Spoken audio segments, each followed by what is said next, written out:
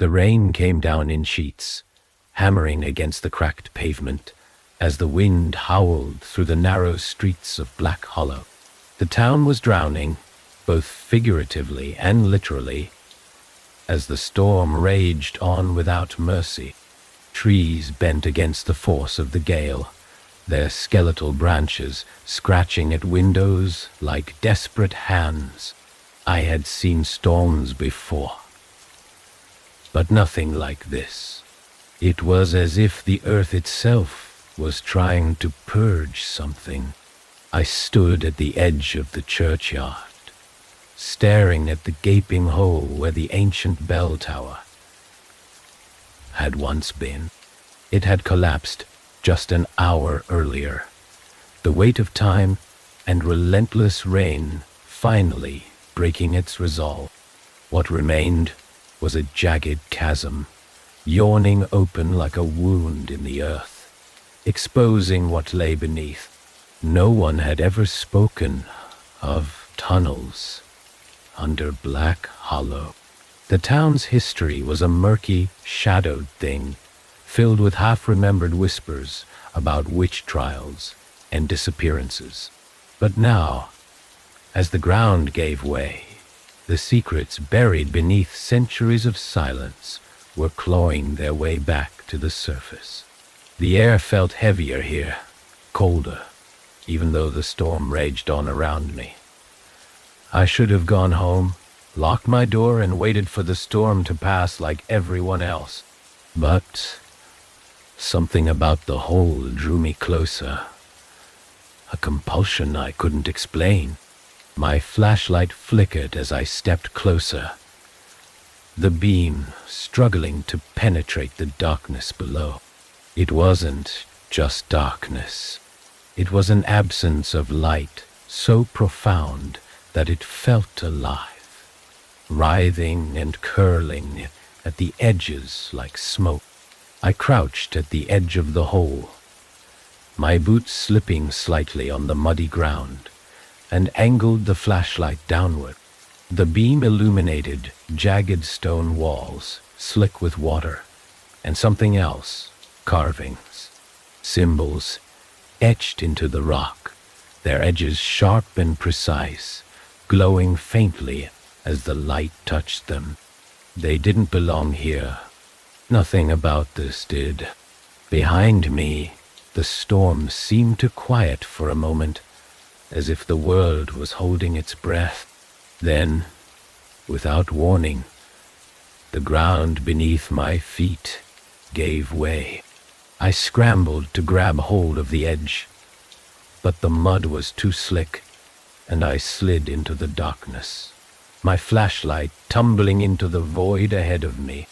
The fall wasn't long, but it felt endless. I landed hard on the damp stone below, the impact jarring every bone in my body. My flashlight lay a few feet away, its beam flickering weakly, casting long, distorted shadows on the walls. The carvings were everywhere now, more intricate and deliberate, as if they had been etched with a purpose. The air was damp and suffused with a metallic tang, sharp and acrid like blood. I picked up the flashlight, my hands trembling, and swept the beam across the chamber. The space was larger than I'd expected, the ceiling arched and ribbed like the spine of some ancient beast. Water dripped from above, pooling on the uneven floor and trailing into grooves carved into the stone, forming patterns too complex for me to understand. At the center of the room stood a pedestal, worn and cracked, its surface inscribed with more of those symbols.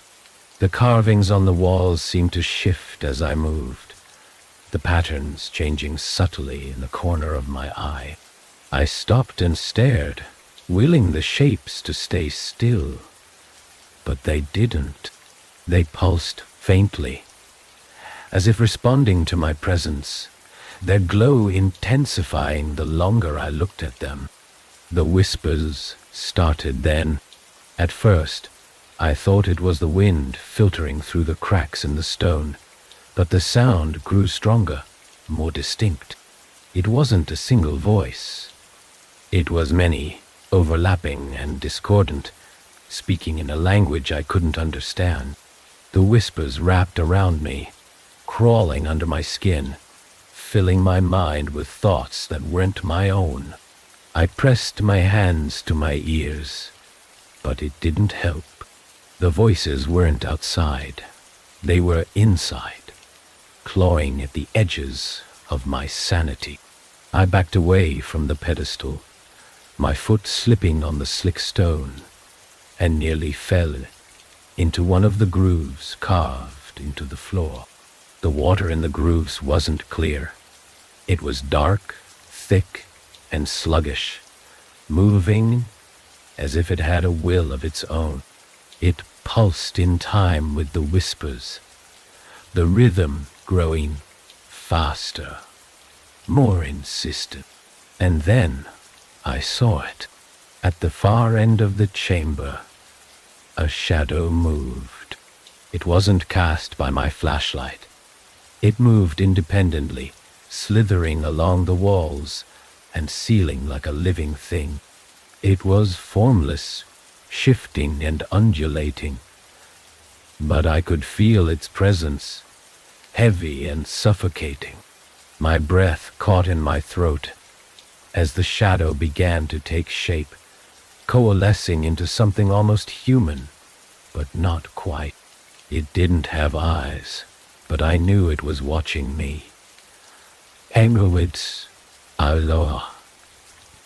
The whispers grew louder, rising to a deafening crescendo, and I dropped the flashlight as my hand, trying to block out the noise. The light rolled across the floor, its beam casting frantic, flickering shadows that seemed to dance in time with the voices. The figure stepped closer, its movements slow and deliberate, and the carvings on the walls flared brightly, bathing the chamber in an eerie, pulsing light. My instincts screamed at me to run, but my legs refused to move. I was rooted to the spot, paralyzed by a fear so deep it felt primal. The figure raised an arm, its elongated fingers pointing toward the pedestal. And the whispers stopped abruptly, replaced by a single commanding voice that echoed through the chamber. Begin. The word hung in the air, heavy and oppressive, and the carvings on the pedestal flared brighter, their light illuminating something I hadn't noticed before. A narrow staircase descending deeper into the darkness. I didn't want to move. I didn't want to go deeper. But the air around me seemed to shift, pressing against my back, urging me forward. The figure remained still, its shadowy form blocking any chance of escape. My hands trembled as I picked up the flashlight and turned toward the staircase. As I descended, the whispers returned, soft and insidious, wrapping around me like a shroud. Each step felt heavier than the last, the air growing colder, the darkness pressing closer. The carvings on the walls seemed to come alive, their glow pulsating in time with my heartbeat. And I couldn't shake the feeling that I was being watched. I didn't know what lay at the bottom of the stairs, but one thing was certain. Whatever had been buried beneath Black Hollow was waking up, and I had been the one to disturb it. The stairs stretched endlessly, their slick stone surface uneven and treacherous beneath my feet. Each step echoed faintly, the sound swallowed by the oppressive weight of the air around me. The flashlight trembled in my grip, its beam flickering weakly, casting distorted shadows that writhed and shifted like living things. I couldn't shake the feeling that the darkness was alive, watching, waiting. The whispers grew louder with each step, their overlapping tones forming a chaotic symphony that gnawed at the edges of my sanity. Words I couldn't understand wove through the air, some sharp and guttural, others lilting and melodic. They didn't come from any one direction. They came from everywhere and nowhere, surrounding me, filling the space like a thick fog. I gritted my teeth and kept moving, each step heavier than the last. As I descended further, the temperature plummeted. The damp, cold air clawed at my skin, seeping through my clothes and into my bones. The light from the carvings on the walls pulsed faintly, their intricate patterns shifting in the corner of my eye, though when I turned to look directly at them, they still. It was as if the walls themselves were alive, breathing in the darkness. The staircase finally ended, depositing me in another chamber. This one was smaller than the first, but somehow felt more suffocating. And the walls curved inward, their surfaces covered in the same glowing symbols, though these seemed sharper, more violent, as though they had been etched in anger or desperation. In the center of the room was a stone altar, cracked and weathered with age. Pools of dark liquid, thicker than water, darker than ink, gathered in the grooves surrounding it, moving sluggishly as though reluctant to flow.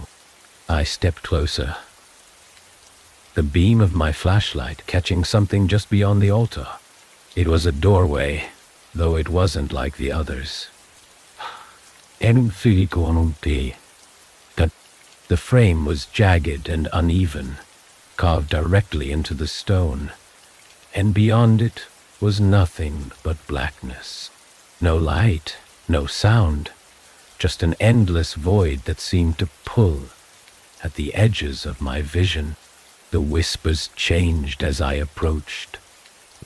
They became sharper, more insistent, their tone laced with something that felt like urgency. My breath hitched as I noticed movement in the darkness beyond the doorway. It was subtle, almost imperceptible. A ripple, a distortion, like heat rising off asphalt, but it was there, and it was growing closer. I froze, my body refusing to move as the shadows spilled through the doorway, coiling and twisting like smoke. They moved unnaturally, their edges sharp and jagged, as though they were cutting through the air itself. The temperature dropped further, and I felt the weight of their presence pressing down on me, crushing the air from my lungs. The whispers stopped abruptly, replaced by a low, guttural sound that vibrated through the chamber. It wasn't a growl or a voice. It was something deeper, more primal, a sound that didn't just fill the air but resonated through my entire body. The shadows twisted together, their forms merging and shifting until they coalesced into a figure. It wasn't human, not entirely. Its form was tall and thin, its limbs unnaturally long and angular. Its face, or what passed for a face, was smooth and featureless, save for two hollow black voids where eyes should have been. It didn't move, but its presence was overwhelming, a suffocating force that seemed to fill every corner of the room. I stumbled backward, my flashlight flickering wildly as the figure stepped closer. Its movements were slow, deliberate, almost mechanical, and with each step, the light from the carvings on the walls flared brighter, casting sharp, jagged shadows across the chamber. I wanted to run, but my legs wouldn't obey.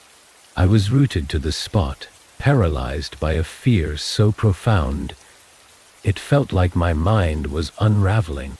The figure stopped a few feet from the altar, its head tilting slightly, as though observing me. The guttural sound grew louder, resonating through the room, and the symbols on the walls began to move again, their patterns shifting and twisting like living things. My heart pounded in my chest as I watched, helpless, as the carvings began to bleed. A thick, black liquid oozing from the grooves and pooling on the floor. The liquid moved with purpose, snaking across the stone. Toward the altar, it climbed the sides of the cracked surface, filling the carved patterns on its surface, until the entire altar glowed faintly, pulsing in time with the vibrations in the air. The figure raised one long, spindly arm, its hand, or what passed for one, hovering above the altar. And it spoke. Its voice was a cacophony of sounds, deep and guttural one moment, sharp and piercing the next. The words were incomprehensible, their meaning lost to me, but the intent was clear. It wanted something. It wanted me. The liquid on the altar began to bubble, hissing and steaming as it writhed like a living thing. The light from the carvings flared brighter, bathing the chamber in a harsh, unnatural glow. And the pressure in the air grew unbearable. I clutched the flashlight like a lifeline, my knuckles white as the figure turned its hollow gaze toward me. "You will begin," it said, the words scraping against my mind like shards of glass. "Or you will end." The meaning was clear, even if the words weren't. The choice wasn't mine to make. Not really. The altar pulsed, the liquid seething and churning as the figure stepped aside, gesturing toward it with one impossibly long arm. My feet moved without my consent, carrying me toward the altar, my mind screaming at me to stop, to turn back, to run. But there was nowhere to run. Doorway was gone, swallowed by the darkness, and the walls were closing in, their jagged carvings twisting and writhing like the limbs of some great, unseen beast. The altar loomed before me, its surface slick with the strange bubbling liquid, and as I reached out, the symbols flared one final time. The figure watched silently as my hand touched the altar, and the world around me dissolved into darkness. The darkness wasn't empty. It pressed against me, alive and suffocating, wrapping itself around me like a second skin. My breath came in shallow gasps as the air grew heavy, thick with something I couldn't name. I couldn't see my own hands, couldn't hear my own heartbeat, just the low, constant hum that seemed to come from everywhere and nowhere at once. It wasn't silence. It was something deeper, something that devoured sound, light, and time. And then, slowly, the world returned. The air shifted first, growing colder, and a faint glow began to seep into the void around me. It wasn't light. Not really. It was something unnatural, casting no shadows and illuminating nothing. My eyes burned as I tried to adjust, the faint shimmer of the space around me warping and twisting in ways that made my stomach churn. The ground beneath me was no longer stone. It was smooth and cold like glass, but it pulsed faintly underfoot, as though alive. I didn't know where I was. The chamber, the altar, the figure. They were gone, replaced by the strange, endless expanse. The whispers were back, soft and insidious, crawling under my skin, filling my mind with fragmented thoughts that weren't my own. They overlapped and bled together, their words forming a discordant symphony that gnawed at my sanity. "Why are you here?" One voice hissed, sharp and accusing. "You woke it," another whispered, its tone laced with something that felt like pity. "It's already too late," said a third, distant and hollow. I stumbled forward, the sound of my footsteps swallowed by the void. The glow around me pulsed faintly, like the dying heartbeat of something ancient. And as I moved, the space began to change. Shapes materialized in the distance, jagged and indistinct, their edges shimmering as though made of smoke. They floated in and out of focus, solid one moment, translucent the next, and I realized with growing dread that they were watching me. The glow grew brighter, the space around me stretching and contracting, and the whispers grew louder, more frantic. I clutched the flashlight in my hand, though its beam was useless here. Swallowed by the void, as if it had never existed, my pulse quickened as the jagged shapes moved closer, their forms growing more defined with each passing second. They weren't human. Their limbs were too long, their bodies too thin, their faces twisted into expressions that were almost familiar, but horribly wrong.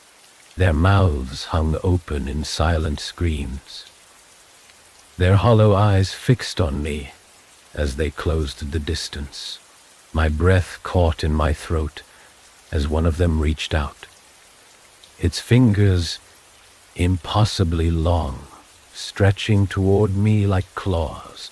I stumbled back, my foot catching on something unseen, and I fell hard onto the pulsing ground. The jagged figures stopped, their movements jerky and unnatural, and the whispers shifted, growing sharper, more deliberate. "Do you see now?" the voices said in unison, their tone reverberating through the void. "This is what you woke." The space around me twisted violently, the shimmering glow flaring brightly, and I felt the ground beneath me give way. I fell again, the void swallowing me whole. And when I landed, the world was different. I was back in the tunnels, or some version of them. The walls were the same jagged stone, slick with dark, oozing liquid. But the carvings had changed. They were deeper now, more pronounced, and they moved. The symbols twisted and writhed like living things, their sharp edges cutting through the stone as though they were carving themselves into existence. The whispers were louder here, almost deafening, and the air was thick with the stench of decay. The grooves in the floor were filled with the same dark liquid, but now it bubbled and hissed, sending up wisps of acrid smoke that burned my lungs. I tried to move, but my legs felt heavy, as though the ground itself was holding me in place. And then I saw it. The figure was there again, standing at the far end of the tunnel.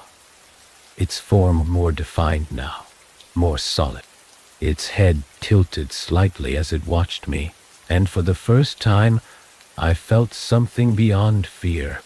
It wasn't just watching, it was waiting. The whispers stopped abruptly, the silence pressing against me like a physical weight, and the figure raised one long arm, pointing down the tunnel. I turned my head slowly, my heart hammering in my chest, and saw the doorway. It was the same jagged frame I had seen before, carved directly into the stone. But the darkness beyond it was different. It wasn't empty.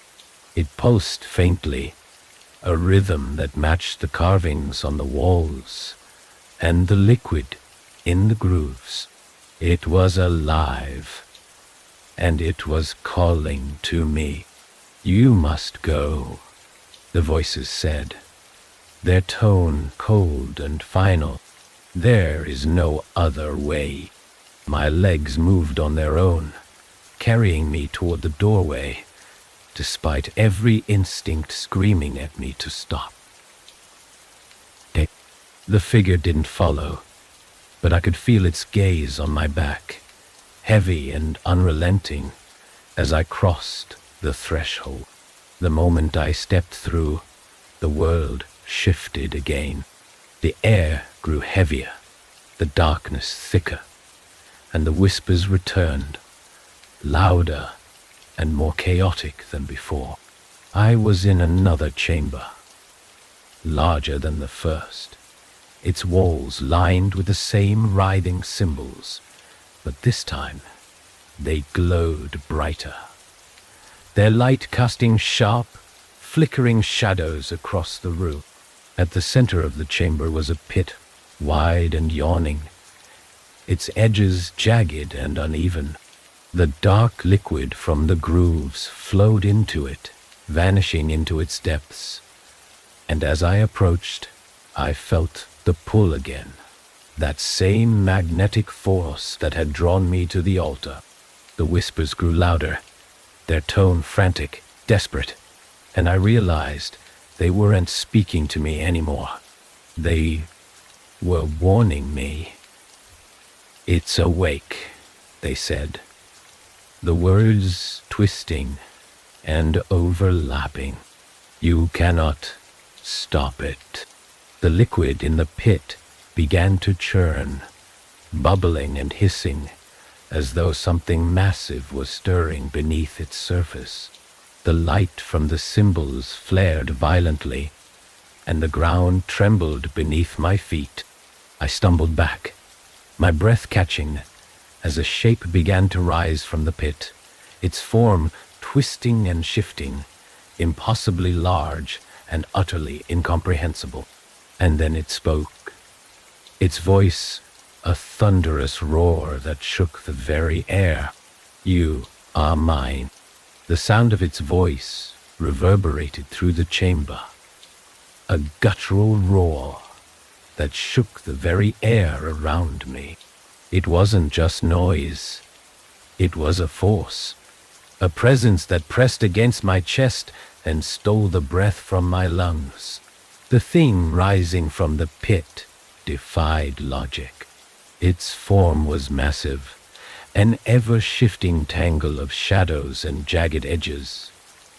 And no matter how hard I tried to focus on it, my eyes refused to understand. It wasn't just a creature. It was something more, something that had no place in the world I knew. The ground beneath my feet trembled violently, the grooves carved into the stone flaring with that eerie, pulsing light.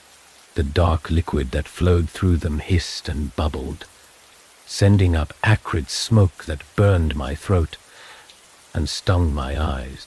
The whispers returned, louder and more frantic, their overlapping voices forming a cacophony of desperation. "You can't stop it," they cried. "You awoke it, and now it will take everything." Ah! I stumbled backward, my legs trembling, my mind screaming at me to run. But there was nowhere to go. The doorway I had entered through was gone, swallowed by the shifting shadows that now encased the chamber. I was trapped, and the thing in the pit knew it. I could feel its attention on me, a suffocating weight that bore down on my very soul. Its form twisted and writhed, impossibly large, and I realized with a sickening certainty that it wasn't fully here. Not yet. The carvings on the walls seemed to pulse in time with the creature's movements, their sharp edges shifting and twisting as though alive. The liquid that filled the grooves surged toward the pit, feeding the thing within it, and the light grew brighter, more blinding, until I had to shield my eyes. "Why are you here?" a voice whispered, cutting through the chaos like a knife. It wasn't one of the frantic, desperate whispers that had plagued me since entering the tunnels. This voice was different. It was cold, deliberate, and it came from directly behind me. I turned slowly, my heart pounding in my chest, and saw her. She stood just a few feet away, her form impossibly still against the chaos of the chamber. Her face was pale, almost luminous, and her eyes were dark, empty voids that seemed to drink in the light. She was dressed in tattered clothing that clung to her thin frame, her arms hanging limply at her sides. She didn't look human. At least, not entirely. Something about her was off, as though she were caught halfway between two realities. "Why are you here?" she asked again, her voice flat and emotionless. Couldn't answer. My throat was dry, and my mind was racing, trying to make sense of what I was seeing. The woman tilted her head slightly, her dark eyes narrowing as though she were studying me. "You don't belong," she said, her voice sharper now, edged with something that felt like anger. "This place is not for you." I started, my voice cracking. "I didn't mean to." She raised a hand, cutting me off. Her movements were slow, deliberate, and as her fingers curled into a fist, the air around me grew heavier, pressing against my chest. I dropped to my knees, gasping for breath, as the whispers grew louder, overlapping with her voice. "You woke it," she said, her tone cold and accusing. "And now it's hungry." The thing in the pit roared again, its form rising higher, its edges stretching toward the walls of the chamber. The light from the carvings flared violently, casting sharp, jagged shadows across the room, and the woman stepped closer, her movements fluid and unnatural. "You have to stop it," she said, her voice echoing strangely, as though it came from all directions at once. "I don't... How?" I stammered, my voice barely audible over the chaos around me. She didn't answer. Instead, she extended her hand, and something appeared in it. A blade. It wasn't like any knife I'd ever seen. The blade was long and jagged, its surface etched with the same shifting symbols that covered the walls, and the hilt was wrapped in something dark and wet that pulsed faintly as though alive. "Take it," she said, her tone flat and commanding. I hesitated, my hands trembling as I stared at the blade. It radiated an unnatural cold, and the symbols on its surface seemed to writhe, twisting and shifting in ways that made my eyes ache. "Take it," she repeated, her voice sharper now, "or it will take you." The ground trembled again, and the thing in the pit surged upward, its massive form blotting out the light. My breath caught in my throat as it reached toward me, its jagged limbs slicing through the air with a sound that made my ears ring. I reached out instinctively, my fingers closing around the hilt of the blade. The moment I touched it, the chamber changed. The whispers stopped abruptly, replaced by a deafening silence that pressed against my ears.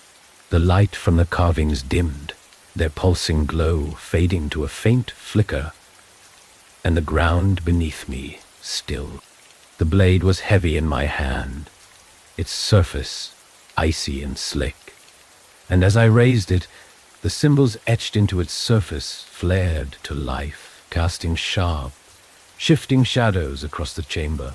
The woman stepped back, her dark eyes fixed on me, and for a moment I thought I saw something almost human in her expression, something like pity. Then she was gone, her form dissolving into the shadows that writhed along the edges of the chamber. The thing in the pit roared again, its voice a thunderous bellow that shook the very foundation of the chamber. Its form surged upward, and for the first time I saw its eyes, massive and glowing, filled with a malevolent light that seared into my mind. It wasn't just a creature. It was something older, something that had no place in this world. And it wanted me. I raised the blade, my hands trembling, and stepped forward. The blade in my hand pulsed, a cold, rhythmic beat that matched the roar of blood in my ears. The carvings on its surface writhed and twisted, the symbols alive with an energy that seemed to seep into my skin, crawling up my arm and settling in my chest. The air around me vibrated, thick and charged, as though the very atmosphere was bracing itself for what was to come. The creature in the pit surged higher, its shifting, jagged form stretching toward the edges of the chamber. Its massive eyes burned with a light that wasn't light at all. It was emptiness, a void that devoured everything it touched. I couldn't look away. It was as though its gaze was holding me in place, pulling me closer, even as every instinct in my body screamed at me to run. But there was nowhere to run. The chamber had closed in on itself, the walls now solid and impenetrable, their pulsating carvings growing dimmer with each passing second. The whispers had returned, faint but insistent, overlapping and blending into a frantic, chaotic rhythm. "You must," they hissed. "I be a Kamok. It knows you. It will not stop." My legs moved on their own, carrying me closer to the edge of the pit. The dark liquid bubbling within it surged upward in thick, twisting tendrils, reaching for me. I raised the blade instinctively, its cold light cutting through the darkness, and the tendrils recoiled, hissing as they retreated back into the pit. The creature roared again, its voice a deafening cacophony that shook the ground beneath my feet. The blade seemed to respond to the sound, its symbols flaring brighter, their light searing against my skin. My fingers tightened around the hilt, the cold biting into my palm, and I stepped closer to the edge. The whispers grew louder, their frantic rhythm matching the pulsing light of the carvings on the walls. "It will take you," the whispers warned, "or you will take it." The creature lunged, its jagged limbs slicing through the air, and I threw myself to the side, narrowly avoiding its attack. The ground where I had been standing shattered, fragments of stone tumbling into the pit and disappearing into the endless black below. My breath came in ragged gasps as I scrambled to my feet, the blade heavy in my hand, and turned to face the creature. Its form was shifting again, its edges blurring and distorting, as though it were unraveling and reforming all at once. It wasn't solid, it was an idea, a presence given form, and its very existence seemed to tear at the fabric of reality. The light from the carvings dimmed further, their flickering glow casting jagged, twisting shadows across the chamber, and the whispers rose to a fever pitch. "You cannot win," they said. "It cannot be stopped, but it can be bound." The creature lunged again, faster this time, and I barely had time to react. I swung the blade upward, its glowing edge cutting through the air, and the creature recoiled with a screech that tore through the chamber. The light from the carvings flared briefly, casting the creature's shifting form in sharp relief, and I saw something in its center, a core, pulsing and writhing, glowing faintly with the same cold light as the blade.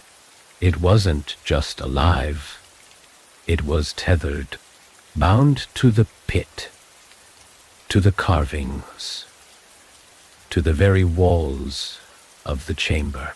I could see the lines connecting it, threads of dark energy weaving through the air, and I realized with a sickening certainty what I had to do. The whispers grew more frantic as I moved, the blade in my hand pulsing with a rhythm that seemed to guide me. The creature lashed out, its jagged limbs slicing through the air, but I was faster now, my movements driven by something beyond instinct. The blade cut through its shadows, their form dissolving into nothingness, and I pressed forward closer to the pit.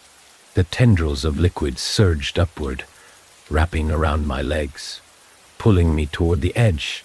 The cold was unbearable, seeping through my skin and into my bones. But I didn't stop.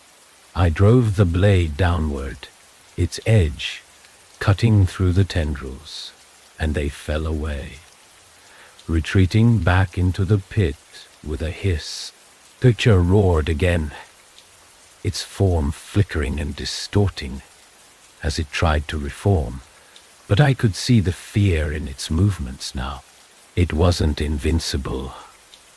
Oh, it could be hurt. It could be bound. The core pulsed brighter as I approached, its light growing erratic, and the whispers reached a crescendo, their voices blending into a single deafening command. "Strike. Proctor. Bilbitane. Prestine." I raised the blade, its cold light flaring brighter than ever, and drove it downward, straight into the core. The chamber erupted in light, a blinding, searing brilliance that swallowed everything. The creature's roar turned into a scream, a sound that tore through my mind and left nothing but silence in its wake. And then the light faded. The chamber was still. The carvings on the walls had gone dark, their pulsating glow extinguished, and the pit was empty, its surface smooth and lifeless. The blade lay on the ground before me, its edge dull, its symbols faded. I stared at it, my hands trembling as the weight of what I had done settled over me. The whispers were gone. The creature was gone. But the silence that remained wasn't peaceful. It was heavy, oppressive, and I couldn't shake the feeling that something had shifted, that I had changed something fundamental, something that couldn't be undone. The blade pulsed faintly once, and then went still. The silence didn't last long. The moment I took a breath, the air shifted, heavy and charged like the seconds before a lightning strike. My chest ached as though I'd been running for miles. But I hadn't moved. The blade lay still on the ground, its symbols faded and lifeless. But I couldn't take my eyes off it. I felt its weight as if it were still in my hand, its pull digging into something deep inside me. The chamber had grown darker, colder, the air brittle and thin. The walls, once pulsing with those shifting, living carvings, were now inert, stone and nothing more. But the stillness felt wrong. It wasn't relief or safety. It was the kind of stillness that came before something broke, the moment of calm that warned the storm wasn't over. I stepped back from the pit, my legs trembling with the effort. The ground beneath my feet felt more fragile than it should, the stone cracking faintly with each step. I didn't dare look down. The darkness below felt deeper than before, as though it had grown hungrier, and I wasn't sure the pit was truly empty. The whispers were gone, but I could feel their absence like a hole in my mind. Where there had been noise, there was now a silence that felt alive, watching, waiting. I wanted to scream, to fill the void with anything, but the sound caught in my throat. I turned toward where the doorway had been, hoping, praying, that it had reappeared. But the space where it should have been was smooth, unbroken stone. There was no way out. That was when I heard it, a faint, distant sound, soft at first, but growing louder with each second. It wasn't like the whispers. It was rhythmic, deliberate, like the ticking of a clock or the slow, steady drumbeat of something ancient. I turned toward the pit, and my breath caught in my chest. The core I'd struck was gone. Its pulsing light extinguished, but the liquid that had filled the grooves was moving again, trickling toward the pit in slow, deliberate streams. The bubbling hiss returned, faint but insistent, and the air grew colder still, so cold my breath misted in the faint light. Something was coming. The walls trembled, the cracks in the stone spreading outward like veins. The ground beneath me shuddered, and I stumbled, falling hard onto my hands and knees. The blade skittered across the floor, its dull edge catching the faint light, and I reached for it instinctively. The moment my fingers touched the hilt, I felt it again. The cold, seeping into my skin, crawling up my arm, and settling in my chest.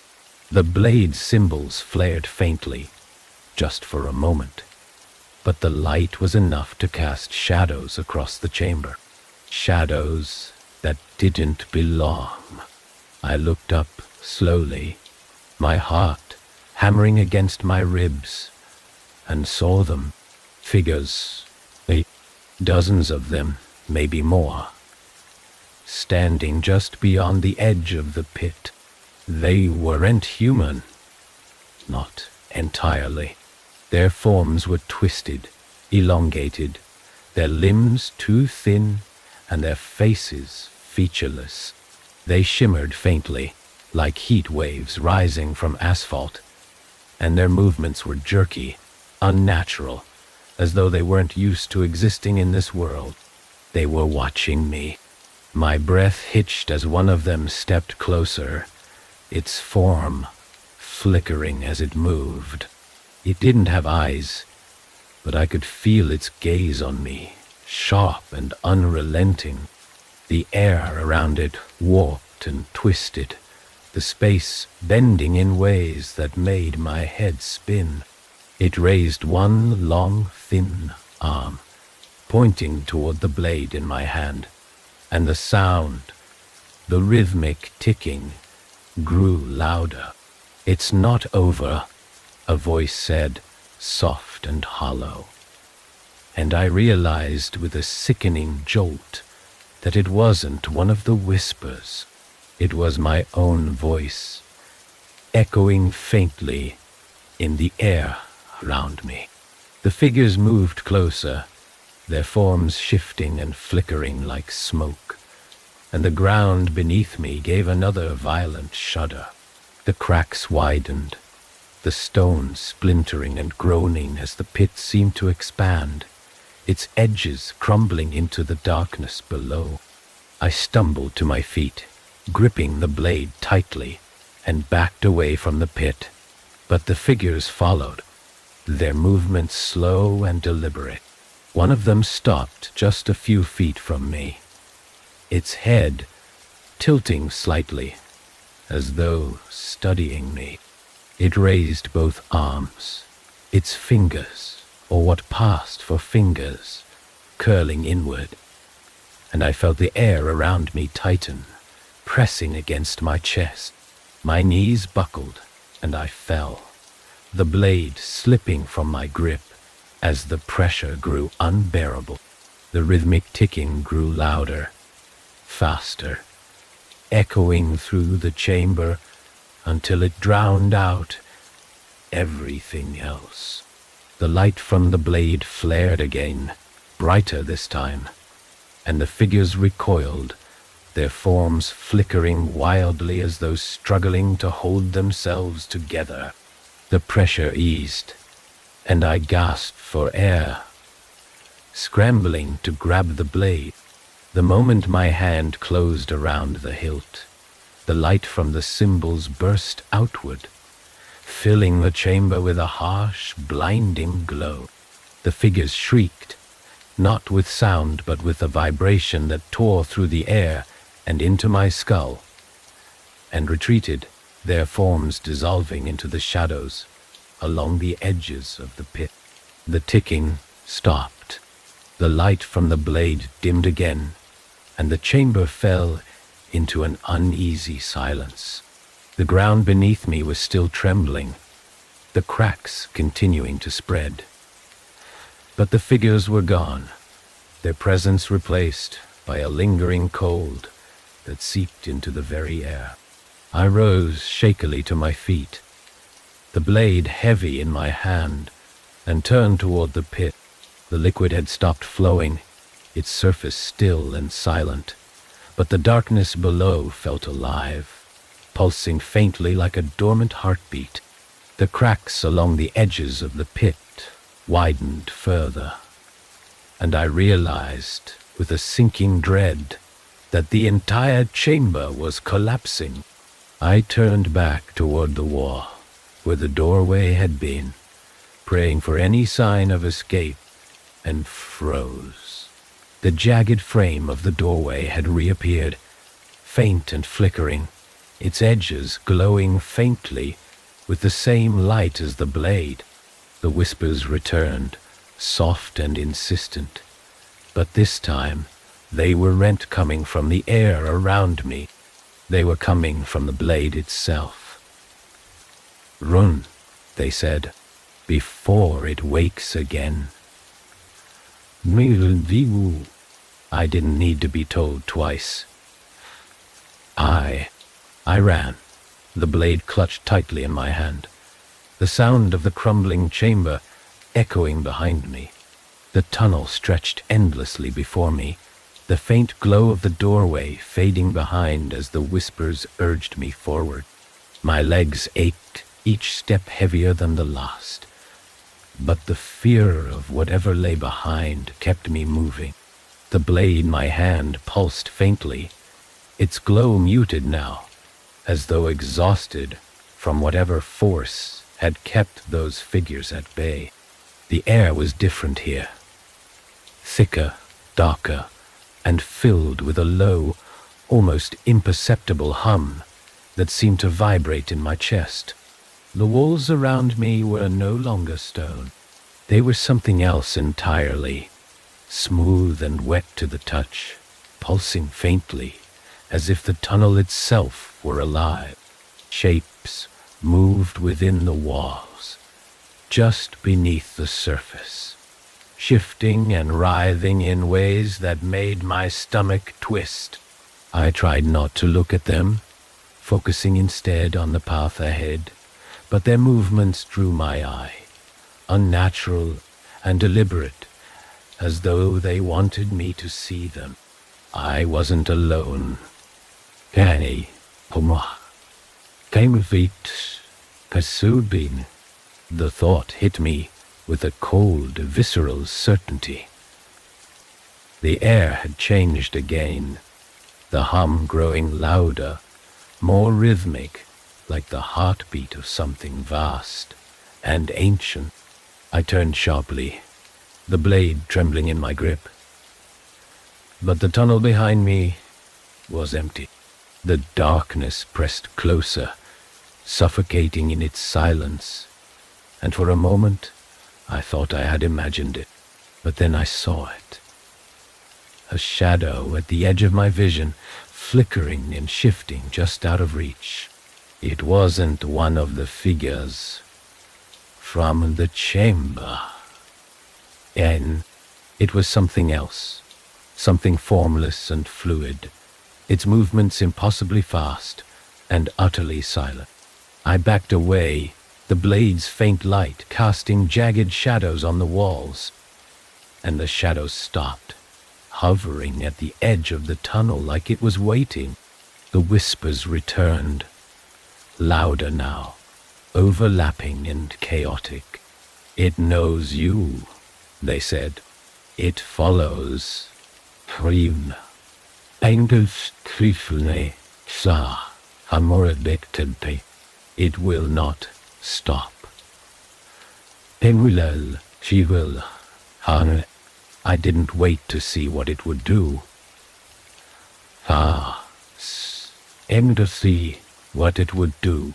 I turned and ran, my footsteps echoing through the narrow tunnel, as the shadow moved with me, its presence just behind, close enough to feel, but never close enough to see.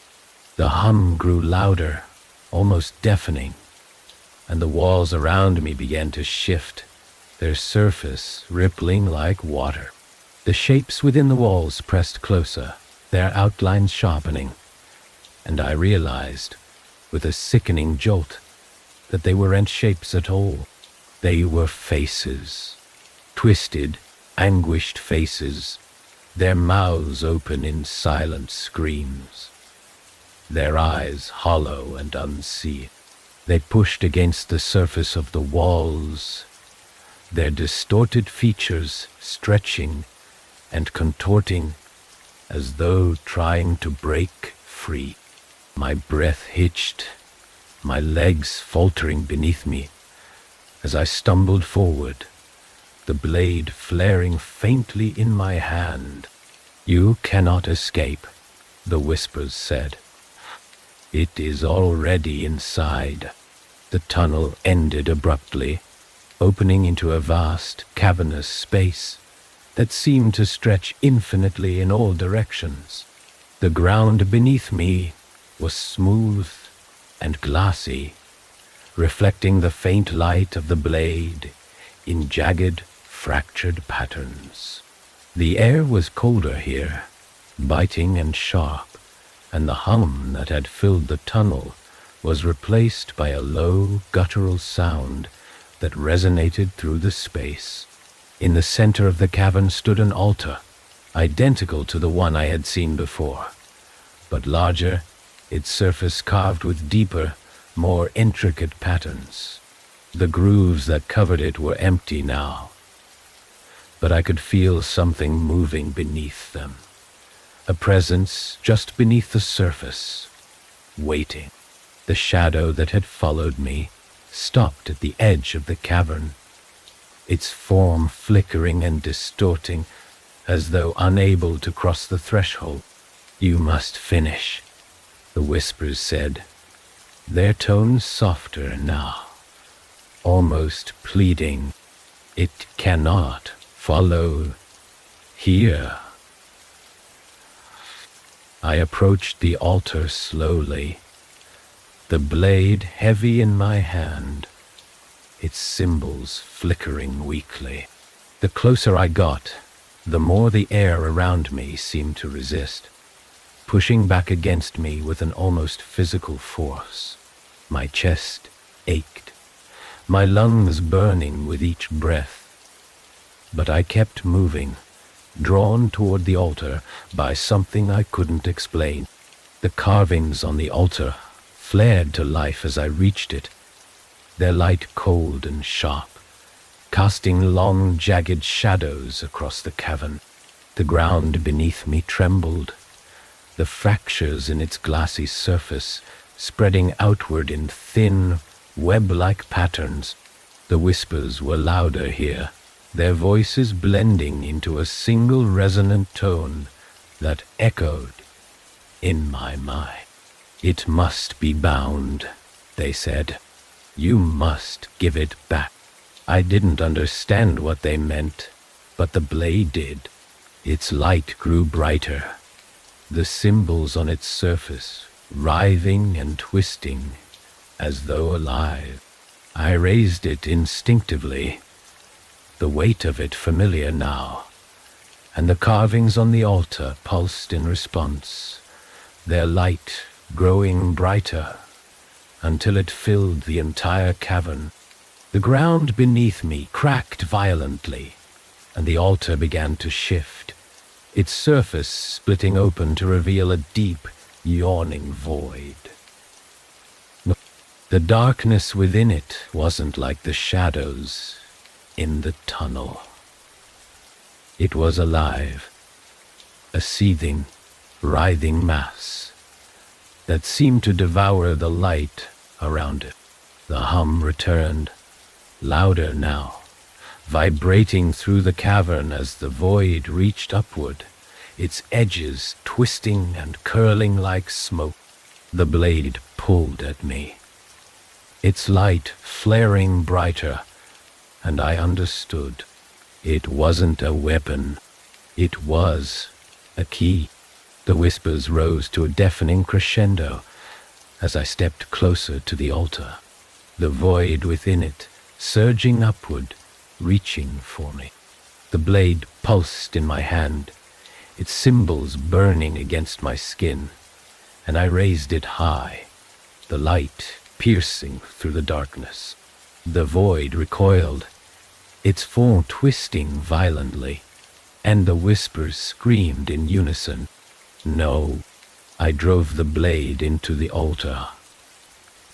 The cavern erupted in light, a blinding, searing brilliance that swallowed everything. The void screamed, its voice tearing through the air, and the ground beneath me shattered, the fractures spreading outward until the entire space began to collapse. I felt the weight of the blade leave me, its light fading as it sank into the altar and the void was pulled back, its edges curling inward, shrinking, disappearing, and then silence. The cavern was gone. The altar was gone. I stood in darkness, the air still and cold, the whispers gone. For a moment, I thought it was over, but then I heard it. A faint, rhythmic hum, distant but growing closer. It wasn't gone. It was waiting.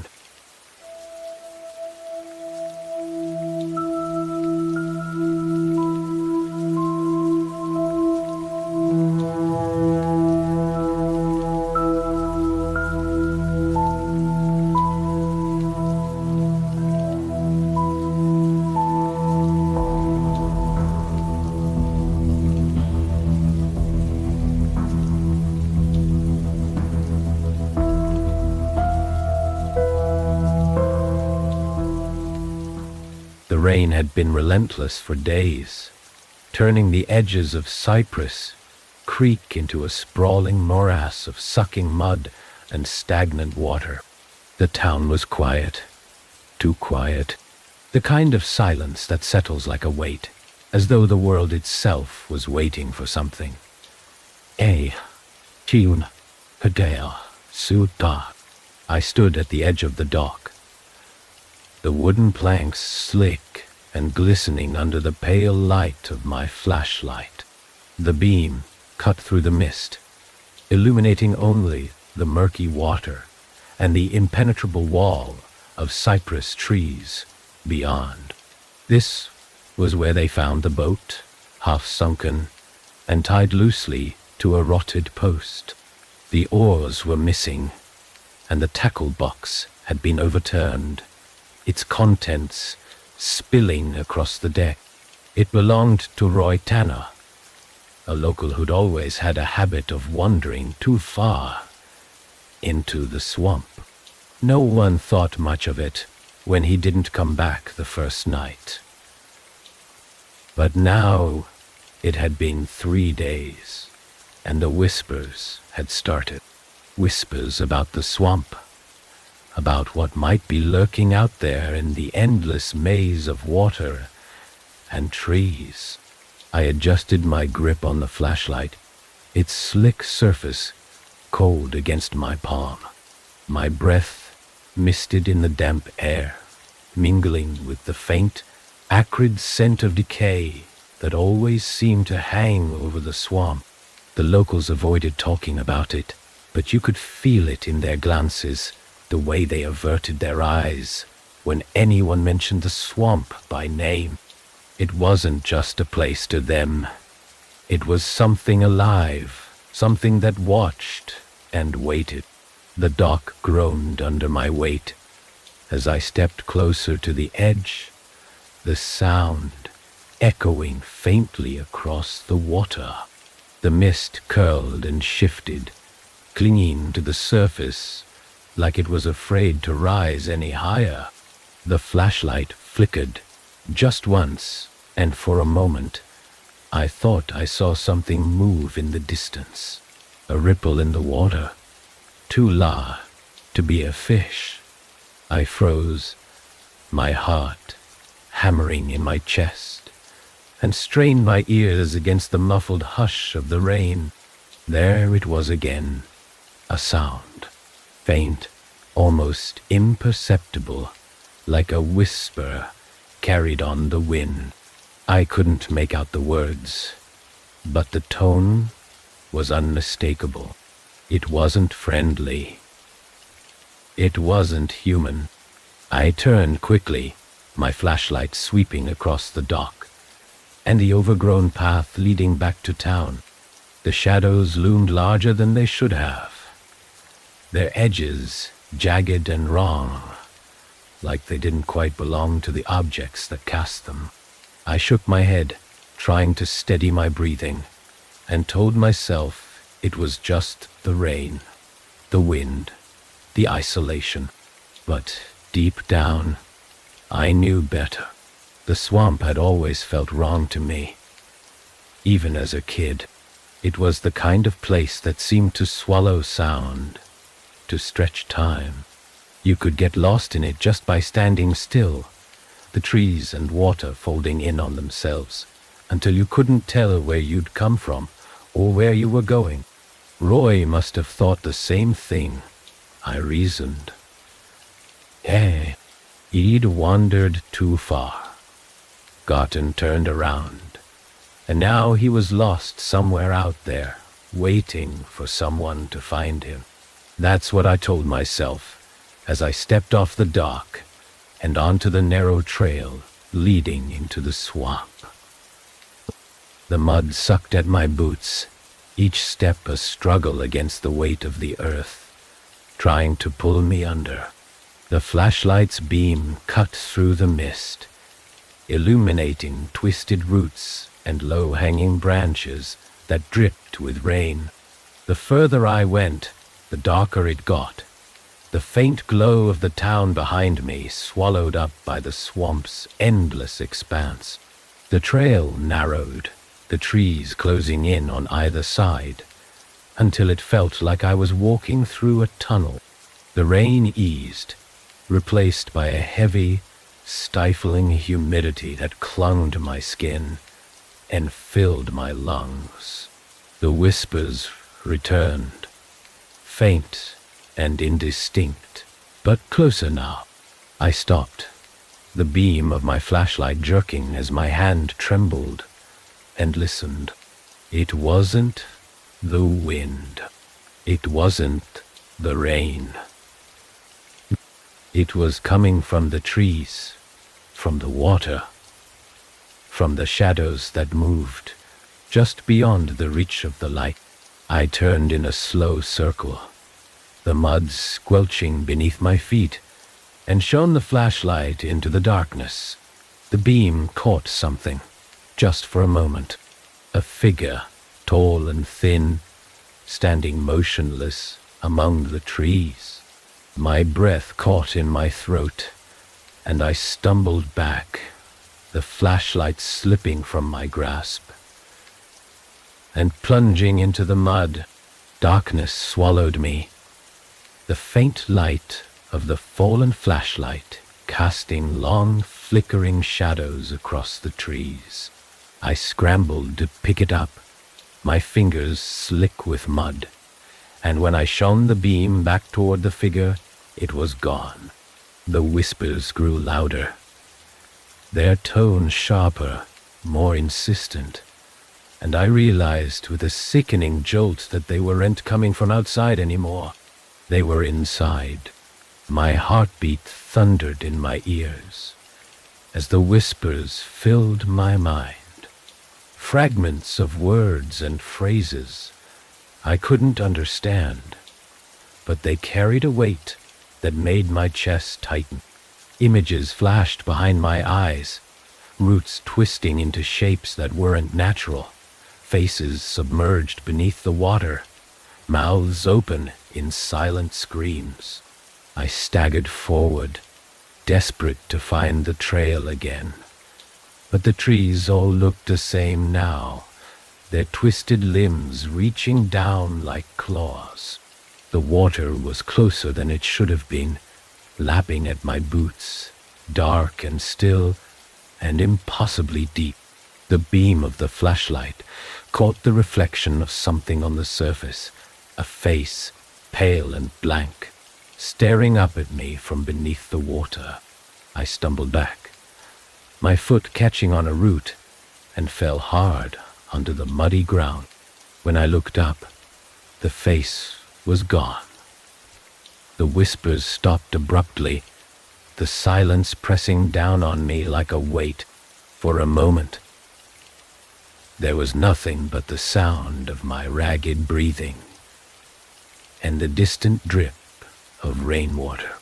Then, slowly, the trees began to move, not the branches swaying in the wind,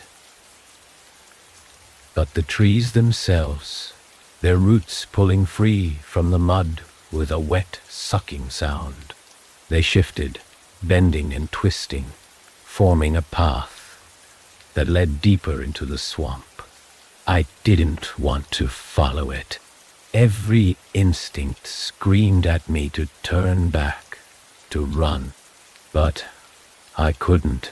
The air was thick with something that wasn't just fear. It was compulsion, a pull I couldn't resist. I picked up the flashlight, its beam flickering weakly, and stepped onto the new path.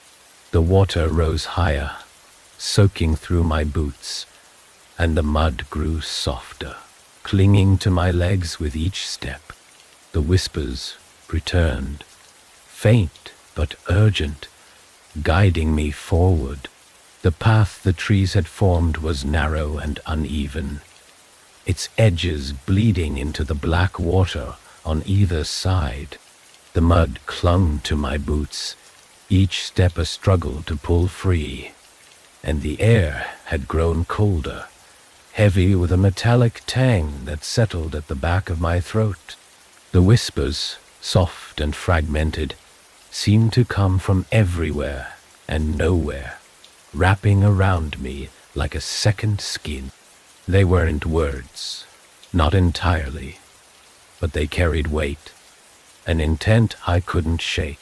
The beam of my flashlight flickered again, sputtering like it might give out entirely, and I muttered a silent prayer that it would hold. Without it, I wouldn't last long out here. The darkness was too thick, the swamp too alive with things I couldn't name. My chest tightened as I pressed forward, the narrow path twisting and bending, as though the swamp itself were guiding me deeper. Then I saw it, a faint light flickering through the trees ahead. It was pale and unsteady, shifting as though carried by the wind, and for a moment I thought it might be someone else. A part of me wanted to call out, to break the oppressive silence that had settled over the swamp. But something stopped me. That light didn't belong here. It wasn't fire, wasn't electric. It was too cold, too unnatural, and it moved too deliberately, weaving between the trees, like it was searching for something, or someone. I froze, the mud sucking at my boots, and switched off my flashlight. The sudden darkness was blinding, a suffocating void that made my pulse hammer in my ears. I crouched low, my breath coming in shallow gasps, and watched as the light drew closer. It flickered and danced, its glow reflecting off the water in jagged patterns that made the swamp feel even more unreal. As it approached, the whispers grew louder, their fragmented syllables sharpening into something closer to language. I couldn't make out the words, but I didn't need to. Whatever was moving toward me carried with it a weight that pressed against my chest, an ancient, suffocating presence that made me want to curl into myself and disappear. The light stopped abruptly, hovering just beyond the nearest tree. I held my breath. Every muscle in my body tensed and waited. The air grew colder, sharper, the metallic tang thickening, until it felt like I was breathing in rust. Then, slowly, the light began to shift. It wasn't a flame or a lantern. It was something alive, its edges pulsing faintly, and as it twisted through the air, I saw shapes within it. Faces stretched and distorted, their mouths open in silent screams. My stomach lurched, bile rising in my throat, and I pressed a hand to my mouth to stifle the sound. The light hovered for a moment longer, its faces writhing and shifting, before it moved on, disappearing into the darkness. I didn't move. I couldn't. My legs felt like lead, my body frozen in place, my fear so deep it felt primal. The whispers faded as the light vanished, leaving behind a silence that was somehow worse. I didn't know how long I stayed there, crouched in the mud, my heart pounding against my ribs. Minutes, hours. Time didn't feel real anymore. Not here. Eventually, I forced myself to stand, my legs trembling beneath me. The path ahead was darker now, the pale light gone, and the swamp felt heavier, more oppressive. I turned my flashlight back on, its beam cutting weakly through the mist, and kept moving. Every step felt like a battle against the weight of the air, the mud, and my own fear. The trees loomed closer, their twisted branches arching overhead like skeletal fingers, and the path began to slope downward. The water rose higher, soaking through my boots and chilling my skin. And I could hear the faint sound of something moving beneath its surface. It wasn't fish or frogs, not the usual swamp sounds. This was deeper, heavier, like something massive shifting in the dark. I stopped at the edge of a clearing, the path opening up into a shallow pool, surrounded by dense, tangled roots. In the center of the pool stood an old wooden shack, its walls slanted and weathered with age. The roof sagged under the weight of moss and vines, and one of the windows was shattered, its jagged edges glinting faintly in the flashlight's beam. The door hung ajar, swinging gently in the breeze, and the sight of it sent a shiver down my spine.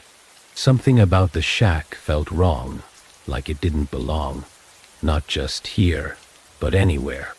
It was too quiet, the stillness around it too deliberate, as though the swamp itself were holding its breath. The whispers returned, faint and insistent, urging me forward, and despite every instinct screaming at me to turn back, I stepped into the clearing. The water lapped at my knees as I waded toward the shack, the mud below thick and clinging. The closer I got, the more the air seemed to hum, a low, vibrating sound that resonated deep in my chest. The whispers grew louder, their tones sharper, almost frantic, and as I reached the sagging porch, I froze. There were footprints in the mud, barefoot, small, and deep, leading up to the door. They were fresh, the edges still sharp, and they stopped abruptly just inside the threshold.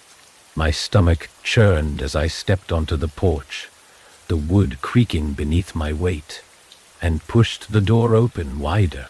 The air inside was colder, sharper, and the smell hit me like a physical blow. Damp, rotting wood and something else, something metallic and sweet.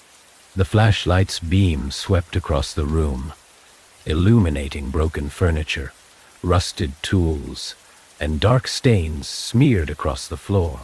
The whispers were deafening now, overlapping in a chaotic symphony that made my head ache. At the far end of the room, something moved. It was subtle, almost imperceptible.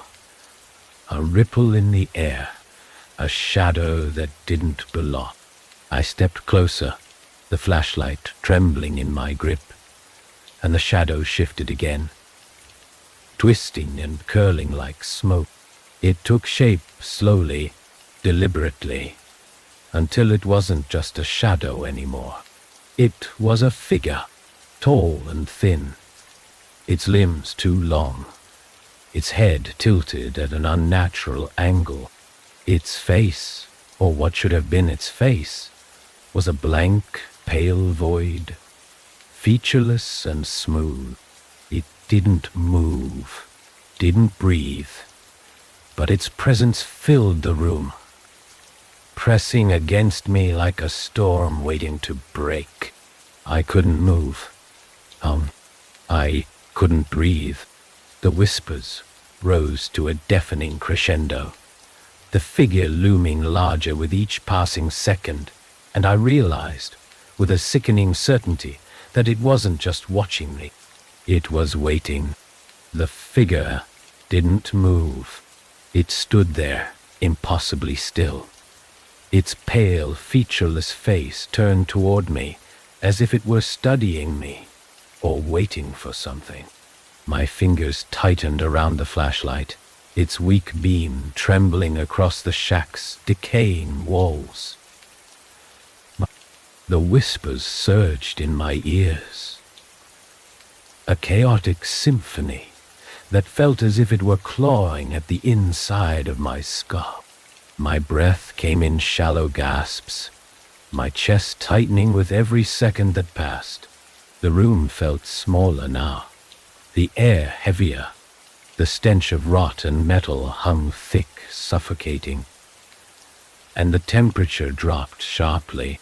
My mind screamed at me to move, to run, but my legs refused to obey.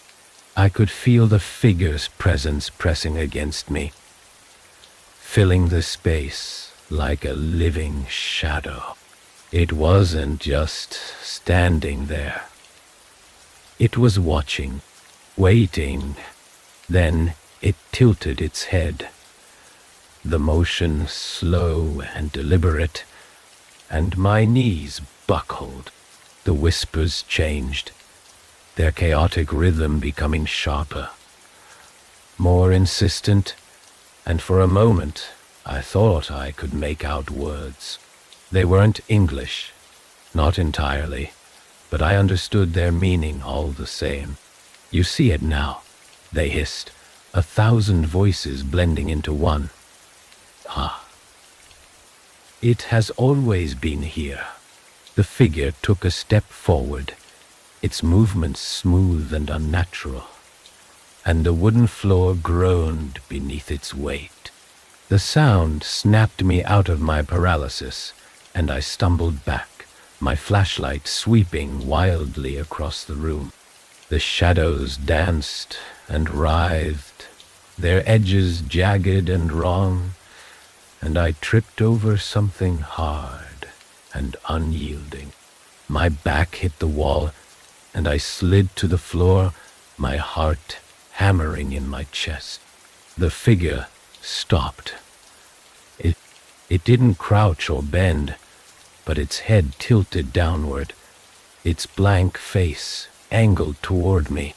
My flashlight flickered, the beam sputtering weakly, and for a moment I thought it would go out entirely. The figure raised one long, thin arm, its pale hand stretching toward me, and the whispers grew louder, almost deafening. "You woke it," the voices said, their tone sharp and accusatory. "It cannot be undone." I squeezed my eyes shut, pressing my hands to my ears in a futile attempt to block out the sound. The whispers weren't coming from outside. They were inside, burrowing deep into my mind, tearing apart the fragile barriers that kept my fear in check. I could feel the figure moving closer, its presence cold and heavy, and I braced myself for whatever would come next. But nothing happened. The whispers stopped abruptly, and the oppressive weight lifted. I opened my eyes slowly, my breath hitching in my throat, and the figure was gone. The room was empty, save for the broken furniture and the dark stains on the floor. The air was still heavy, still cold, but the suffocating presence had receded.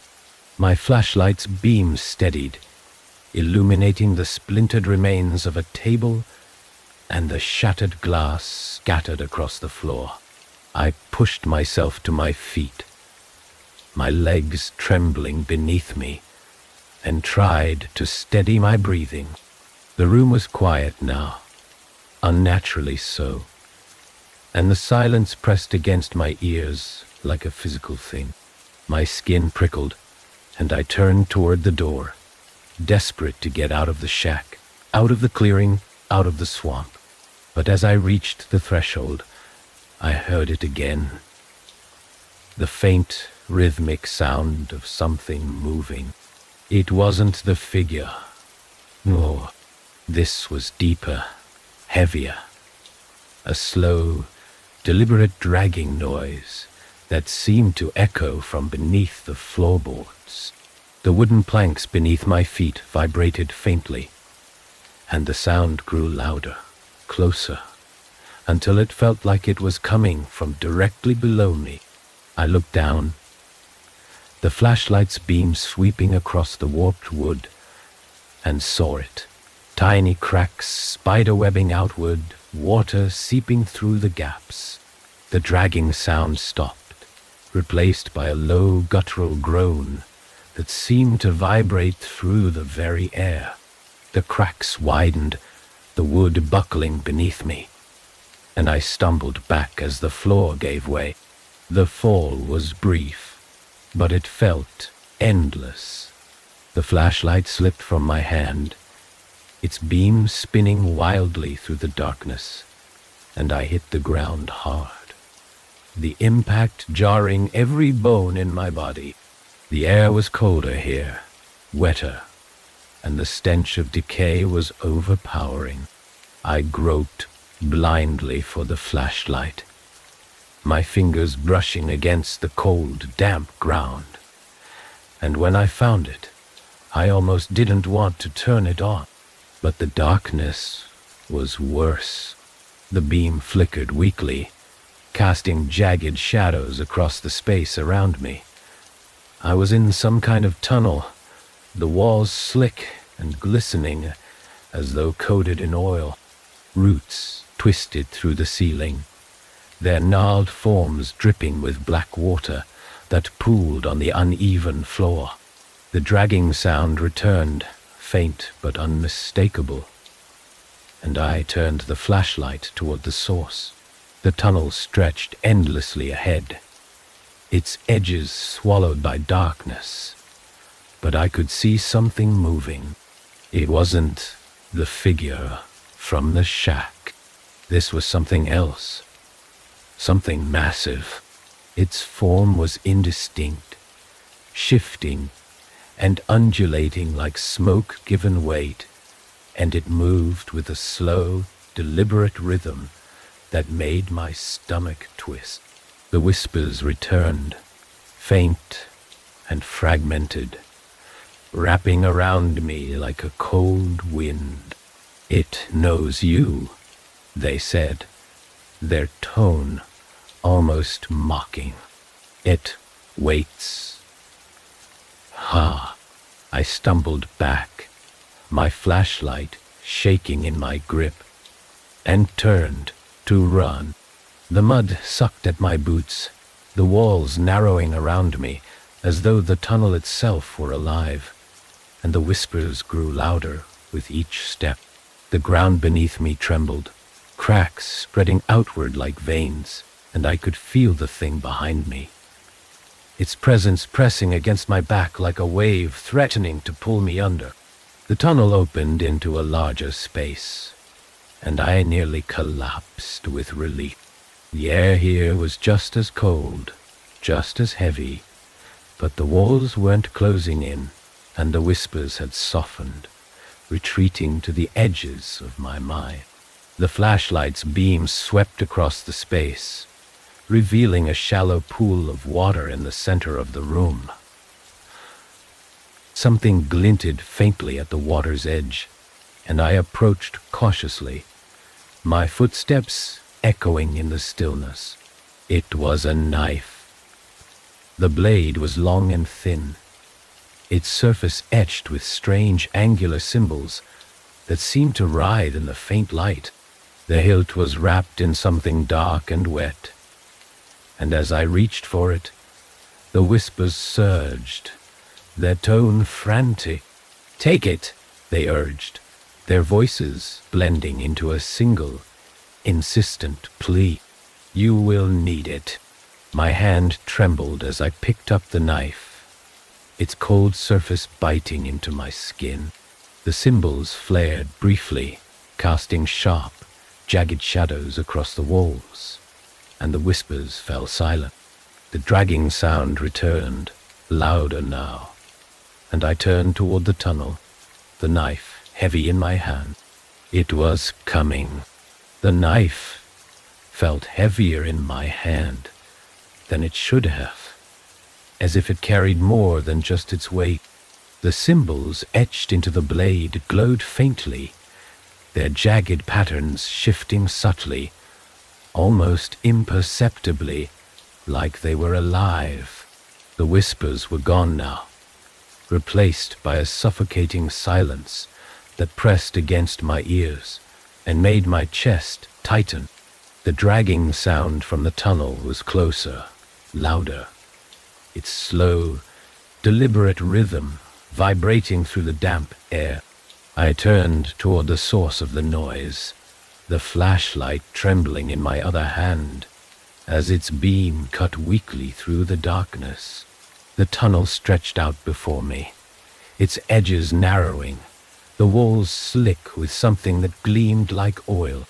The sound wasn't just noise, it was a presence, heavy and overwhelming, filling the space like an invisible tide. My heart pounded in my chest as I stepped back toward the pool, the water rippling faintly at my movement. Then I saw it. The darkness at the far end of the tunnel shifted, thickened, taking shape. It wasn't human, not even close. Its form was massive and undefined, a writhing mass of shadows and jagged edges that seemed to fold in on themselves, defying the light. It moved with a slow, deliberate grace, its limbs, or what passed for limbs, stretching impossibly long, scraping against the walls as it advanced. The sound of its movement was low and wet, like flesh dragging across stone. I froze, my breath caught in my throat as it paused at the edge of the pool. Its head, or the thing that resembled a head, tilted slightly, as if it were listening. The flashlight's beam flickered weakly, and the shadows around it seemed to ripple in response, their jagged edges reaching toward me. I could feel it watching me, even though it had no eyes, no face, just an emptiness that devoured everything in its path. The knife pulsed faintly in my hand, the symbols flaring brighter, and the thing recoiled slightly, its form flickering as though the light pained it. My grip tightened instinctively, and I stepped back, the water lapping at my boots as the room seemed to shrink around me. The air grew colder, sharper, every breath cutting into my lungs like shards of glass. The creature didn't lunge. It didn't charge. Instead, it moved with that same slow, deliberate pace, its jagged limbs reaching toward me as though testing the limits of the space. The whispers returned, faint and fragmented, their voices blending into a single urgent plea. "Do not stop," they said. "It is waiting." The creature's shadow twisted, curling around the edges of the pool, and the water rippled violently, its surface darkening until it was almost black. The symbols on the knife pulsed again, their light cutting through the shadows, and the creature recoiled once more, its form flickering, as though struggling to hold itself together. I raised the knife instinctively, its weight steadying me, and the whispers surged louder, their tone sharper, more commanding. Strike, port. I didn't hesitate. I plunged the blade into the surface of the pool, and the entire room erupted in light. The symbols on the knife flared brighter than ever, their glow searing against my skin, and the water hissed and boiled, the shadows retreating violently, as though they had been burned. The creature let out a sound, a low, guttural wail that shook the ground beneath me, and its form twisted, collapsing in on itself as it pulled back into the tunnel. The light faded, the symbols dimming to a faint, pulsing glow, and the room fell silent once more. My breath came in ragged gasps as I stumbled back from the pool, the knife still clutched tightly in my hand. The water was calm again, its surface smooth and glassy, but the air was still heavy, charged with an energy that made my skin crawl. I turned toward the tunnel, the flashlight's beam cutting through the darkness, and saw nothing. The creature was gone, or at least it had retreated, but the suffocating presence lingered, an invisible weight pressing against my chest. The whispers had fallen silent again, leaving behind only the faint sound of dripping water and my own unsteady breathing. The path behind me was gone. The tunnel I had come through was no longer there, the walls smooth and unbroken, as though it had never existed.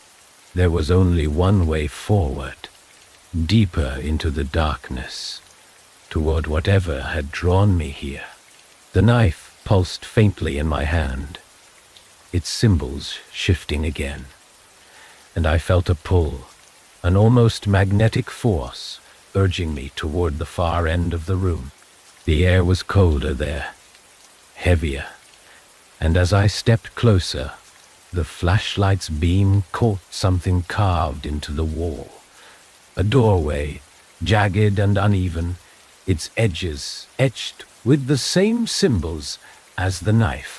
The whispers returned, faint and insistent, their voices blending into a single, soft command. Go deep. I stepped through the doorway, the knife trembling in my hand, and the air changed again.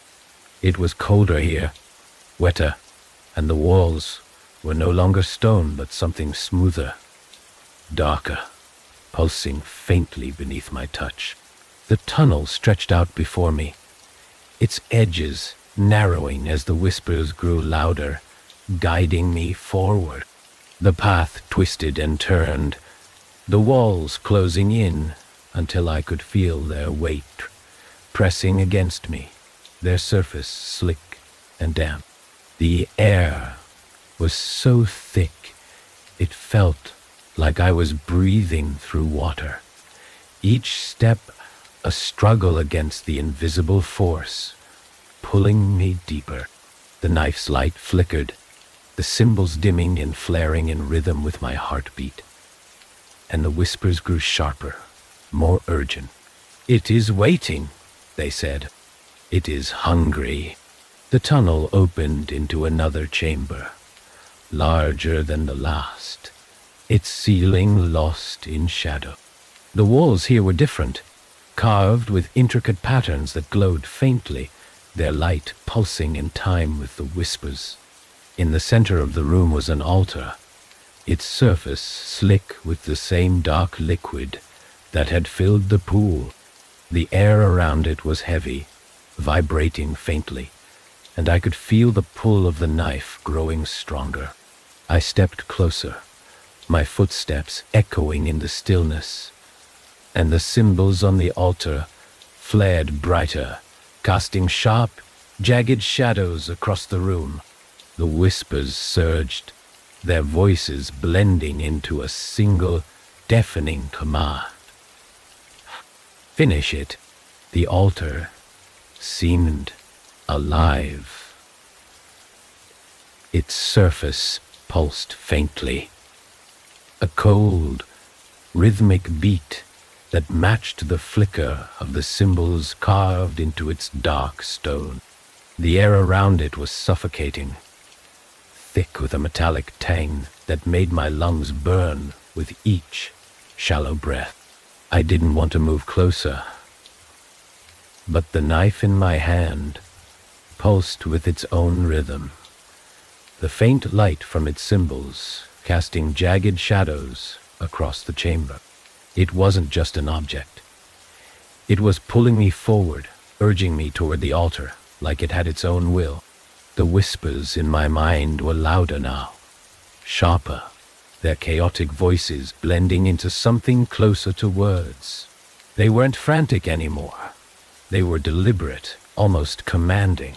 The weight of their presence pressed against me, pushing me toward the center of the room, toward the thing that waited for me on the altar's surface. I stepped closer, my boots scraping against the slick stone floor, and the symbols on the altar flared brighter, their glow searing against my skin. The whispers rose to a deafening crescendo, their tone urgent, insistent, as if they knew something I didn't. Do it, they said, their voices blending into one. It must be done. The dark liquid that coated the altar began to ripple, its surface trembling as though in response to my presence. The closer I got, the more the room seemed to shrink, the shadows pressing in from the edges until the altar was the only thing I could see.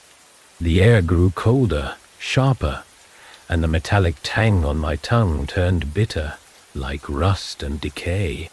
My knees felt weak, my body heavy, but the knife pulled me forward, its light growing stronger as I approached. I reached the altar and froze. The liquid wasn't just trembling, it was moving, shifting, coiling into shapes that almost resembled hands. They reached for the knife, their dark forms twisting and writhing, as though desperate to claim it. The whispers surged again, their tone sharper now, almost angry. Not yet, they hissed, not without the mark. My breath hitched, and I stepped back, the knife trembling in my hand. The liquid recoiled, its tendrils retreating into the grooves carved into the altar's surface. And the symbols flared again, casting harsh light across the room. The whispers softened, their chaotic rhythm slowing, and I realized they weren't speaking to me anymore. They were speaking to the room, to the altar, to whatever force waited beneath its surface. Then the ground beneath me began to shift. The stone trembled, cracks spiderwebbing outward from the base of the altar, and the air filled with a low guttural sound that vibrated through my chest. It wasn't just noise, it was a presence, ancient and overwhelming, pushing against the edges of the room like it was trying to force its way in. The whispers returned, louder now, frantic. "It wakes," they said. "You must finish." I didn't understand what they meant. "Eerie, soul, activity at fall." I didn't understand what they meant. I didn't know what I was supposed to do, but the knife seemed to know. Its symbols pulsed brighter, their light cutting through the growing shadows, and I felt its pull again, stronger this time, dragging me closer to the altar. My hand trembled as I raised the blade, its edge gleaming faintly, and the whispers fell silent, the room holding its breath. The altar groaned, the sound low and mournful, as the liquid on its surface shifted again. It wasn't hands this time. It was faces, pale and distorted, their mouths open in silent scream. They twisted and writhed, their hollow eyes fixed on me, as though begging me to stop. But the knife in my hand didn't falter. It knew what needed to be done. Even if I didn't, I plunged the blade into the altar. The blade into the altar. The room erupted in light, blinding and searing, and the whispers screamed in unison, their voices tearing through my mind. The ground shook violently, the cracks spreading outward until the entire chamber seemed ready to collapse, and the liquid on the altar bubbled and hissed, its dark surface boiling away into nothingness. The light from the knife dimmed, its symbols fading until they were barely visible, and the altar fell silent. The room was still now, the air heavy and cold, but the oppressive presence that had filled it was gone. My hand fell to my side, the knife slipping from my grip and clattering to the floor, and I collapsed to my knees, my breath coming in ragged gasps. But it wasn't over. The silence didn't last long. The cracks in the ground began to spread again, deeper and darker this time, and the air filled with a new sound, a low, rhythmic thrum that vibrated through the stone and into my chest. It wasn't the whispers. It wasn't the creature I had seen before. This was something else entirely. Something deeper, older, and far more dangerous. The light from the knife flared again, brighter than before, and I scrambled to my feet, my eyes fixed on the altar. The liquid was gone now, its dark surface replaced by a faint, pulsing glow that radiated from within the stone. The symbols carved into its surface began to shift, their edges sharpening, and the rhythmic thrum grew louder, each beat sending a shockwave through the room. Then the altar split open. A deep, jagged crack ran through its center, spilling light into the chamber, and from within the glow emerged a shape. It was formless at first, a mass of shifting shadows and light. But as it rose, it began to take shape. It wasn't human, but it wasn't entirely alien either. Its limbs were too long, its edges too sharp, and its face, or what passed for a face, was featureless, save for two hollow, glowing voids where eyes should have been. The whispers returned, faint but clear, and their tone was no longer frantic. It was reverent. "It is free," they said. "It is here. And down. It is here." The creature turned toward me, its hollow gaze piercing through the light, and I felt its presence wash over me like a wave. It wasn't just watching me, it was inside me, peeling back the layers of my mind and exposing everything I had ever tried to hide. My legs gave out beneath me, and I fell to the floor. The light from the altar blinding and relentless. And then it spoke. You cannot escape. Its voice wasn't sound, not in the way I understood sound. It bypassed my ears entirely, cutting straight through to my mind like the edge of the blade I'd just dropped. Each word reverberated inside me, a low, guttural vibration that seemed to crawl under my skin, tangling itself into my thoughts.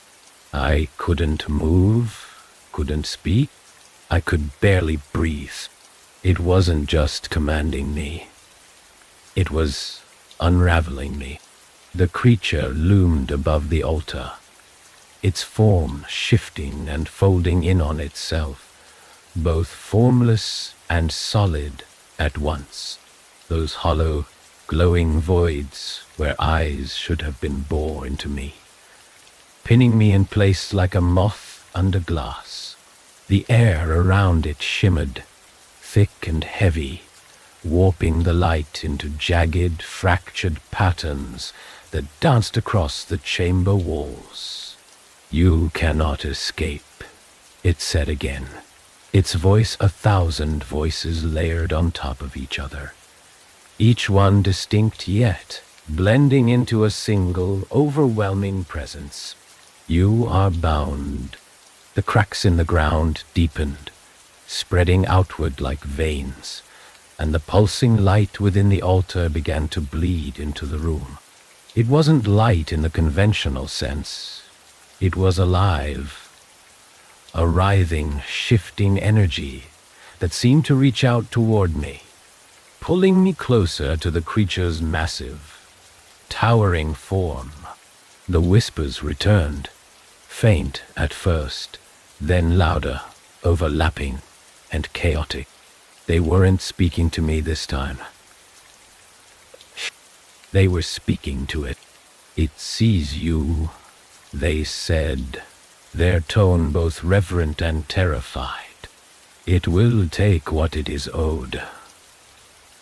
I scrambled backward, my hands slipping on the cold, damp floor, my legs trembling beneath me. The knife was still there, lying just beyond my reach, its faint glow barely visible in the suffocating light pouring from the altar. I didn't want to touch it again, couldn't bear to, but I knew I would die without it, or worse. My fingers closed around the hilt, and the blade flared to life, its symbols blazing brighter than before. The whispers hissed in response, their tone shifting to something closer to panic, and the creature recoiled slightly, its edges flickering as though the light had burned it. You cannot resist, it growled, the words scraping against the inside of my skull. This is not your place. Nick, but the knife didn't falter. Its light grew stronger, cutting through the suffocating darkness, and the creature let out a low, guttural roar that shook the entire chamber. The ground trembled violently, chunks of stone breaking away and tumbling into the void below, and the altar splintered further, its pulsing glow intensifying until it felt like the room itself was alive. The whispers returned, sharp and frantic. Strike, they urged. You must bind it. I didn't understand what they meant.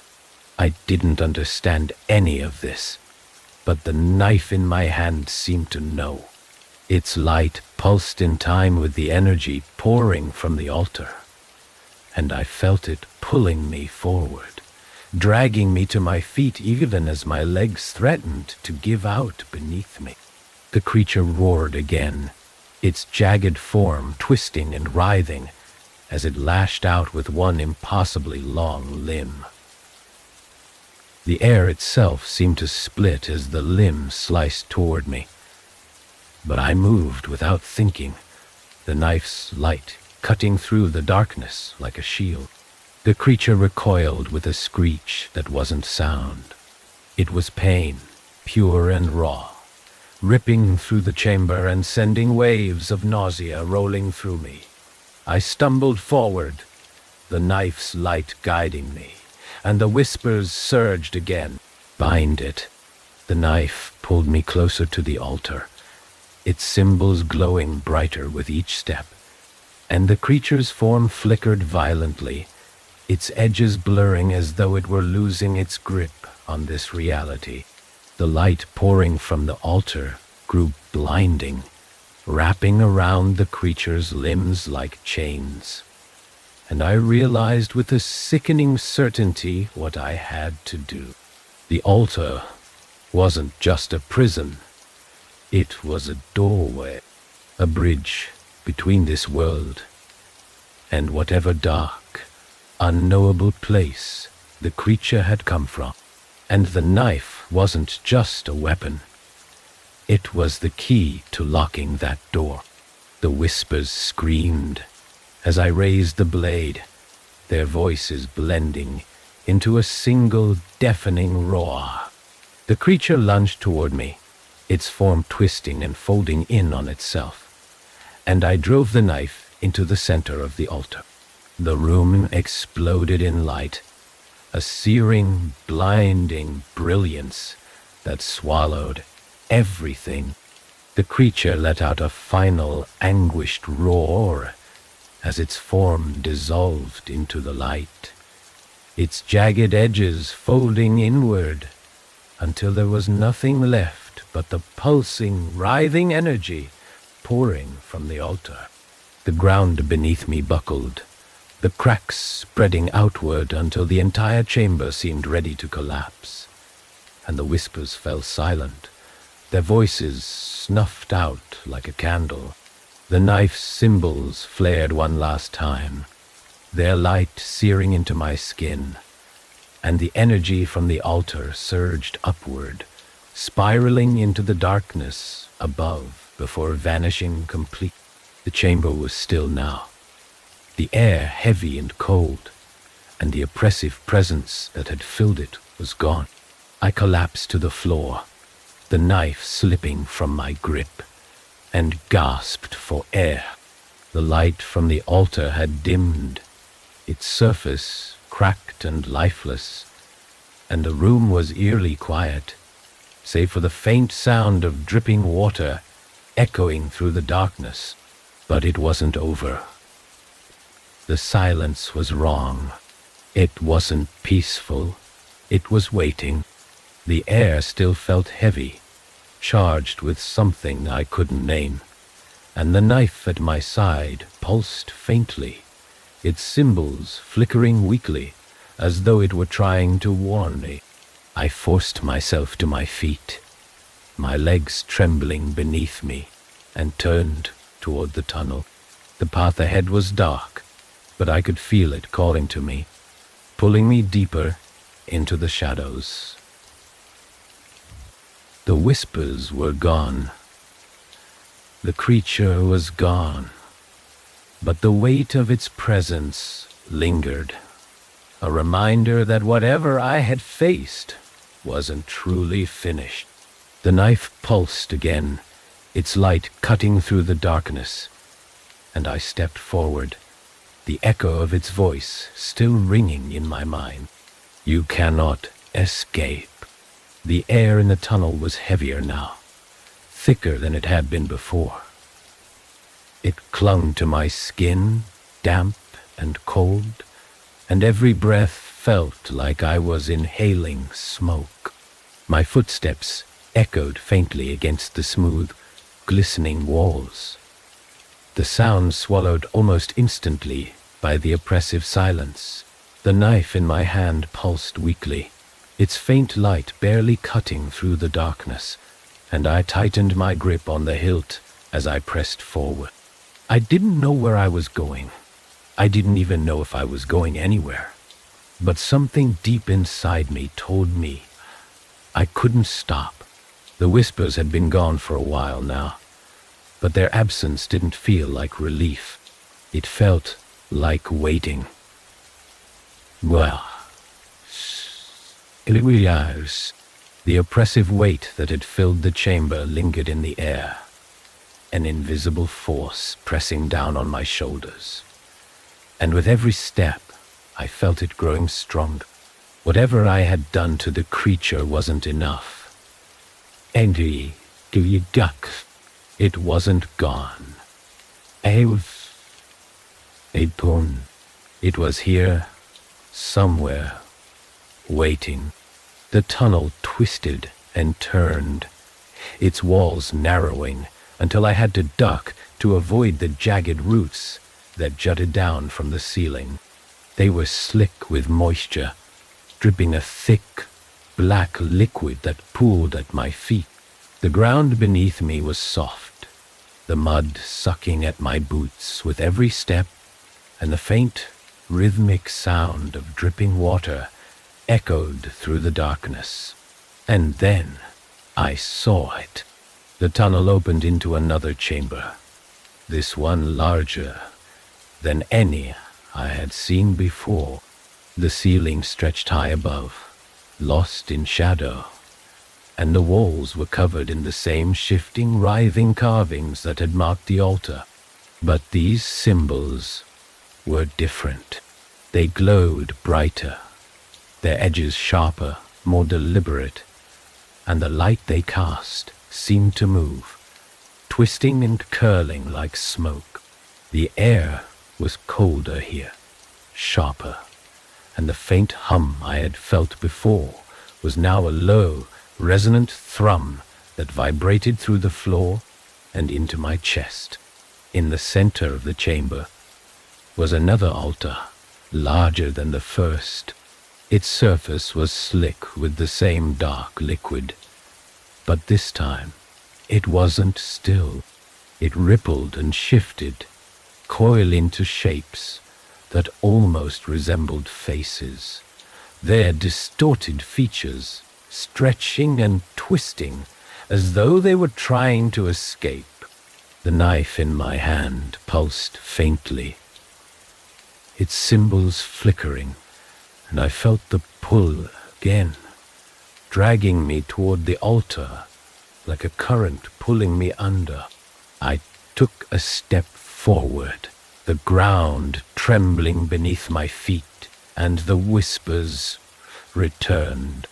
They were faint at first, barely audible, but they grew louder with each step, their fragmented words blending into something I could almost understand.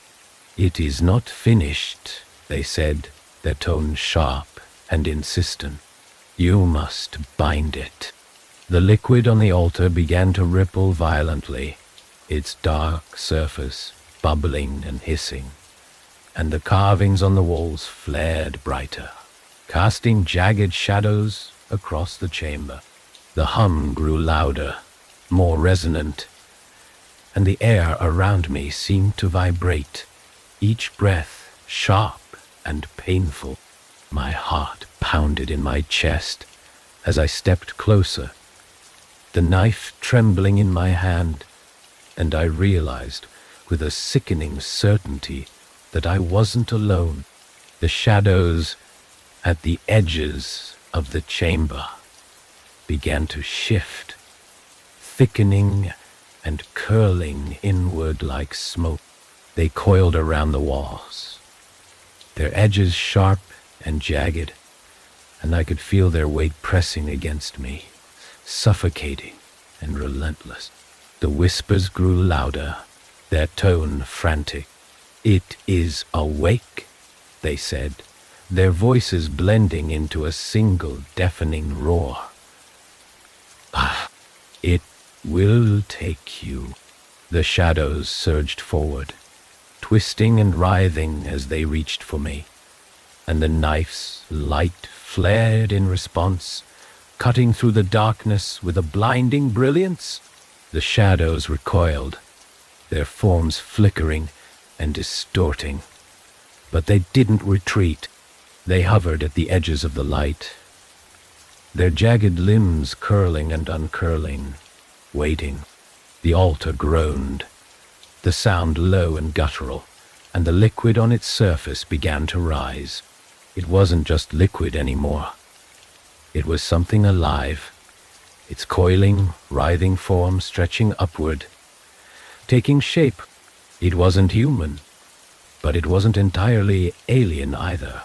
Its limbs were long and thin, its body jagged and angular, and its face, or what passed for a face, was featureless, save for two hollow, glowing voids where eyes should have been. The whispers screamed, their voices desperate and shrill.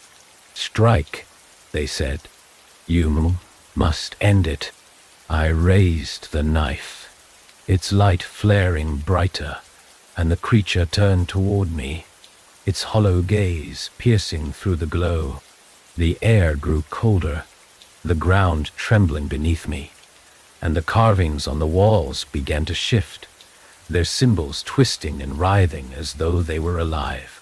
The creature lunged, its jagged limbs slicing through the air, and I swung on the knife instinctively, its edge cutting through the darkness. The creature recoiled with a screech that wasn't sound. It was pain, raw and visceral, tearing through the chamber and shaking the walls. The symbols on the altar flared brighter, their glow searing into my skin, and the liquid began to boil, its surface churning violently as the creature twisted and writhed. The whispers surged again, their voices blending into a single, desperate command. "Bind it." I didn't hesitate. I drove the knife into the center of the altar, its blade sinking into the dark, bubbling liquid, and the chamber erupted in light. The creature let out a final, anguished roar as its form collapsed, its jagged edges folding inward, until it was nothing but a writhing mass of shadows and light. The ground shook violently, the cracks spreading outward, and the liquid on the altar boiled away, its dark surface evaporating into nothingness. The light from the knife dimmed, its symbols fading until they were barely visible, and the chamber fell silent. The whispers were gone, the creature was gone, and the oppressive weight that had filled the air was lifted. But the silence wasn't peaceful. It was waiting. I turned toward the tunnel, the knife still clutched tightly in my hand, and stepped forward, the echo of its voice still ringing in my mind. "You cannot escape."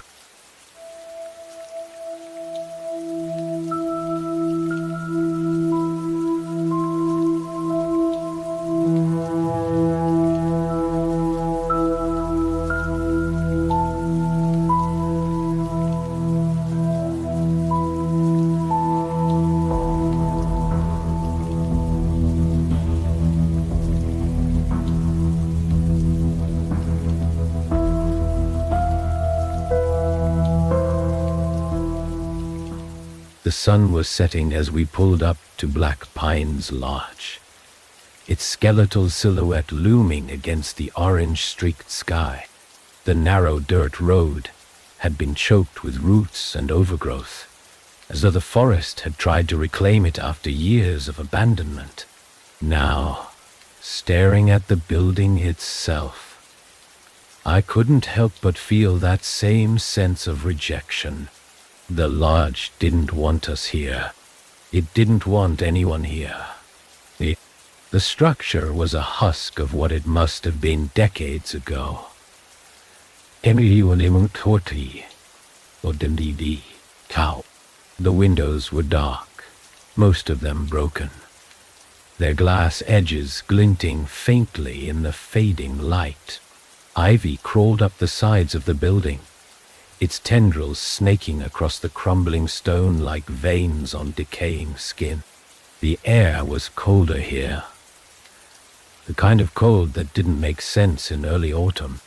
I could see my breath misting as I stepped out of the car, and the first thing that hit me was the silence, not the peaceful kind. Envelop star, it wasn't the absence of noise. It was the absence of life. No birds, no rustling leaves, no insects humming in the trees, just the low groan of the wind slipping through the cracks in the lodge walls. I shivered, and it wasn't because of the cold. We unloaded the car quickly, a nervous energy passing between us without anyone acknowledging it. The bags thudded against the wooden porch, each sound too loud in the unnatural quiet.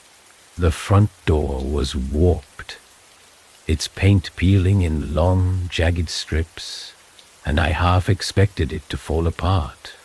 When Jake shoved it open, it didn't. Instead, it swung inward with a long, low creak that seemed to echo forever. The air inside was worse. It was stale, damp, carrying the faint but unmistakable scent of mildew and something metallic, rust or something worse. The main hall stretched out before us, its wooden floor warped and uneven, its high ceilings cloaked in shadows. Dust mote swirled in the weak light from the open door, and I could just make out the faded remains of what must have once been opulent furnishings. A chandelier hung crookedly above us, its crystals coated in grime, and the fireplace at the far end of the room was filled with debris. Jake moved ahead of us, his flashlight cutting through the gloom, and I followed reluctantly, my footsteps too loud on the creaking floorboards. The lodge had a way of swallowing light, absorbing it into its walls, its corners, until the darkness felt alive. It pressed in on me from all sides, and with each step, I felt like we were intruding on something that wasn't meant to be disturbed. Upstairs, the bedrooms were in slightly better shape. The beds were still intact, though the mattresses were yellowed and sagging. The walls were streaked with water damage, the wallpaper peeling in long curling strips.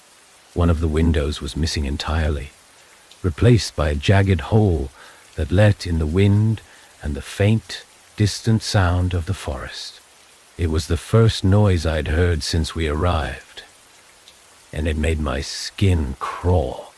The others moved through the lodge with a mix of unease and forced excitement, their voices echoing faintly as they explored the rooms.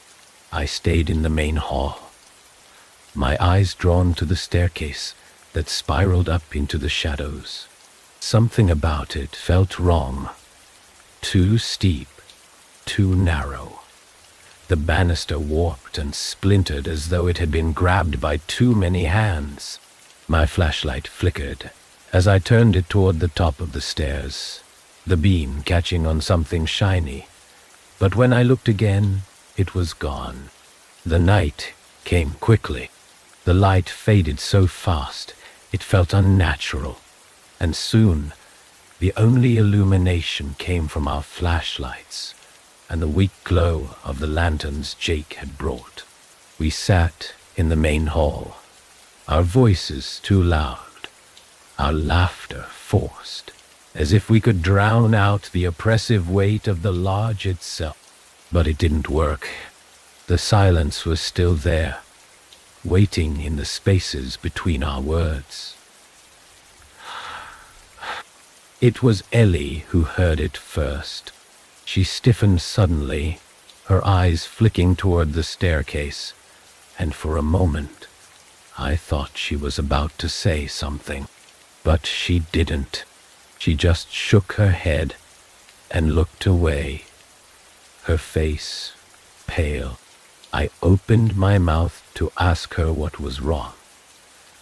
But then I heard it too. Footsteps. They were faint, deliberate, coming from above us.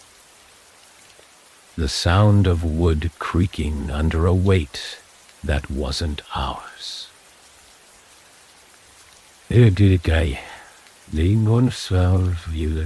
My flashlight was in my hand before I even realized.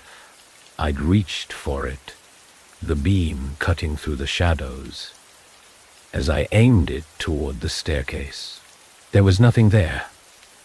Just the same warped, splintered wood and the empty expanse of the second floor beyond. But the sound continued, growing louder, closer. Jake stood, his own flashlight sweeping across the upper landing, and called out, his voice steady but sharp. No answer. At least, survey once or two. Just the footsteps, echoing through the silence, growing heavier with each passing second. Then they stopped. For a moment, none of us moved. The silence returned, thicker now, pressing against my ears until I thought I could hear my own heartbeat. And then, from somewhere upstairs, came the faintest sound. A whisper. I couldn't make out the words, if they were words at all, but the tone was unmistakable. It wasn't friendly. And bisil siudatsh albeta dinun fir gilkide. It wasn't human. My skin prickled, and my breath hitched as I felt a cold breeze brush past me, carrying with it that same metallic scent from before. The lantern closest to the staircase flickered and went out. Ellie screamed, the sound cutting through the stillness, and the rest of us scrambled to our feet, our flashlights darting wildly across the room. The shadows seemed to move with us, shifting and curling at the edges of the light. And I swore I saw something, a shape, a figure, standing just beyond the reach of the beams. But when I turned to look, it was gone. Jake moved toward the staircase, his jaw set, and I wanted to stop him, to pull him back, but my feet were frozen to the floor. He called out again, louder this time, his voice echoing through the empty halls. The whispering stopped. The shadows stilled. For a moment, I thought it was over. And then the door at the top of the stairs slammed shut. The sound of the door slamming echoed through the lodge, reverberating down the walls like a shockwave. It wasn't the wind. It wasn't an old house settling. It was deliberate, and we all knew it. The silence that followed was deafening, heavier than before. And for a moment, none of us moved. My heart pounded against my ribs, the flashlight shaking in my hand as I aimed it toward the staircase. The beam flickered weakly, as if the lodge itself was sapping its strength. Jake took a step forward, his jaw clenched, but the look in his eyes betrayed his bravado. The rest of us stayed frozen, rooted to the warped floorboards like prey caught in a predator's gaze. I could feel the tension crackling between us, unspoken but palpable, as though we all shared the same unspoken thought. We shouldn't be here. The air was colder now, sharp and bitter. and it carried with it a faint sound, soft, almost imperceptible, like a voice murmuring just out of earshot. My skin prickled, the hair on the back of my neck standing on end as the whispering grew louder, overlapping and blending into a chaotic, indecipherable hum. I couldn't understand the words, but I felt them, heavy and invasive, crawling into my ears and settling in my chest. Jake shouted again, his voice cutting through the oppressive stillness, and the whispers stopped abruptly, as if startled. The silence returned, thicker than before, pressing down on me like a physical weight. I tightened my grip on the flashlight, my pulse hammering in my ears, as Jake turned to us, his expression unreadable. "I'm going up," he said, his voice low but firm, as though he needed to convince himself more than us. No one argued. No one even spoke. We just watched as he ascended the stairs, the old wood groaning under his boots, each step slower than the last. His flashlight's beam wavered against the walls, casting jagged, flickering shadows that seemed to move of their own accord. I couldn't shake the feeling that something was watching him, or maybe use, from the shadows. Jake reached the top and paused, his body tense, the flashlight sweeping across the upper landing. The door that had slammed shut stood at the far end of the hole, its frame crooked, the paint peeling in long curling strips. The air up there felt different. I could sense it, even from where I stood. Denser twix, tanzil, kayun del, desel, turit suata, due, wrong, bi, muist, biu. He hesitated, his hand hovering over the doorknob, and for a moment I thought he might turn back. But then the whispers returned, louder this time, and I realized they weren't coming from the walls or the air. They were coming from behind the door.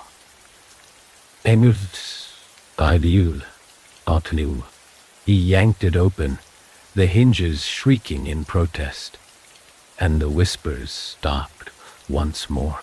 His flashlight cut through the darkness beyond, revealing a small empty room, its walls streaked with water damage and mold. The window was cracked, its glass frosted with grime, and the floor was covered in debris, shards of wood, broken glass, and scraps of paper yellowed with age. But there was nothing else. No one. No sign of what had made the sound. Jake turned back to us, his shoulders tense, his mouth set in a thin line. "There's nothing up here," he said, but his voice lacked conviction. He didn't come back down right away. Instead, he lingered, his flashlight moving across the room, as though he were searching for something he didn't want to find. Then I saw it. A shadow moved in the corner of the room. Just for a moment, so quick I almost thought I'd imagined it. But the way Jake froze, his flashlight jerking toward the corner, told me I wasn't alone in seeing it. The beam caught nothing but peeling wallpaper and the edge of a broken chair, but the air seemed to shift, growing heavier, darker. Jake backed away slowly, his movements deliberate, and I felt the tension in the room ratchet up to an unbearable level. The whispering didn't return this time. Instead, there was a new sound, a faint, rhythmic tapping, like fingernails against wood. It came from the walls, the floor, the ceiling, surrounding us, closing in.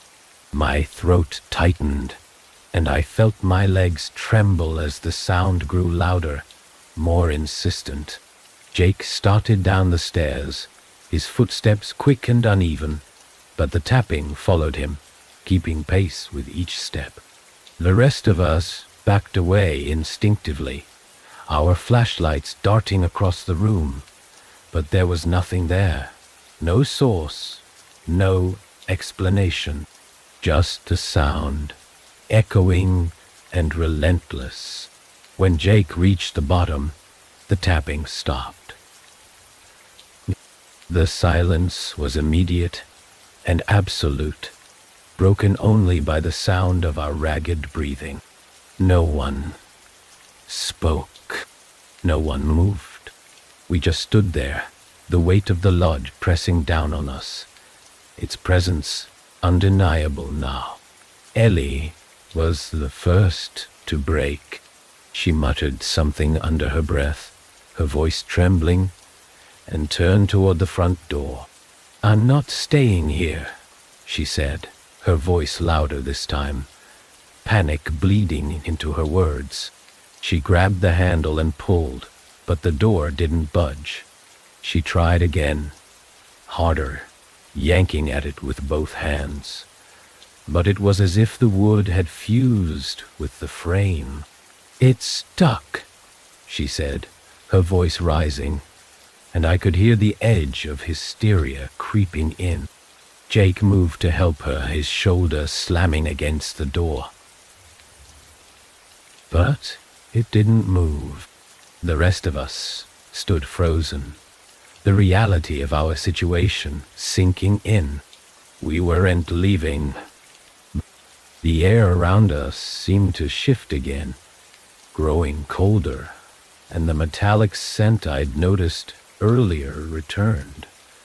Stronger now, almost choking. The lanterns flickered, their weak light barely holding back the darkness, and I felt the floor beneath me vibrate faintly, like something was moving below. A loud crash shattered the silence, and we all spun toward the source, our flashlights converging on the far end of the hall. One of the side doors had burst open, its frame splintered, and beyond it was nothing but darkness.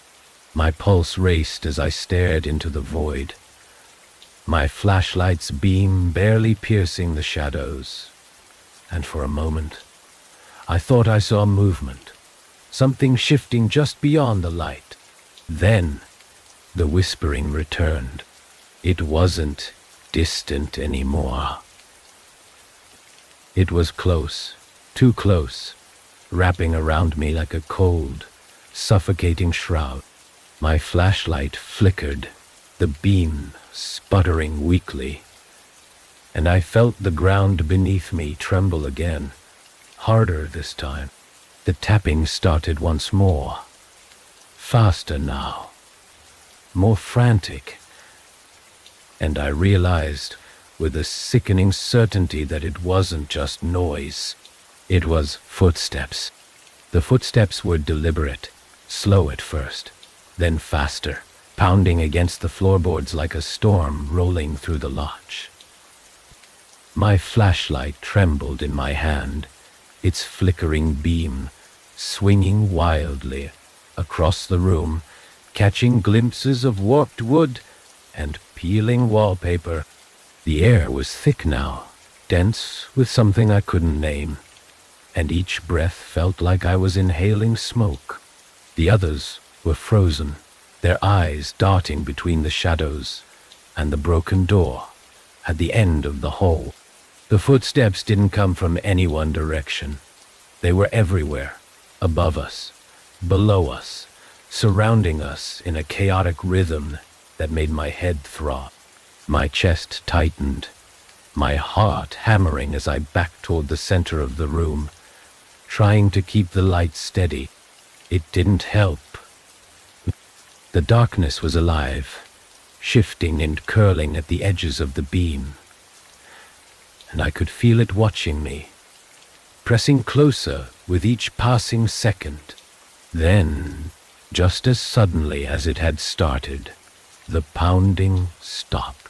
The silence was deafening, an oppressive weight that filled every corner of the lodge.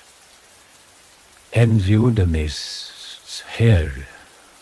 Adieu. My ears rang in the absence of sound, and I could hear my own breathing, sharp and ragged. I turned slowly, my flashlight sweeping across the room. But there was nothing, just shadows and broken furniture and the faint, acrid smell of rot. Ellie broke the silence first. Deliver the silence first. Her voice was trembling, barely above a whisper, but it sounded like a scream in the stillness. Did you see it? She asked, her eyes wide and darting toward the darkness beyond the splintered door. It was there. I swear it was there. Jake didn't answer. Surely,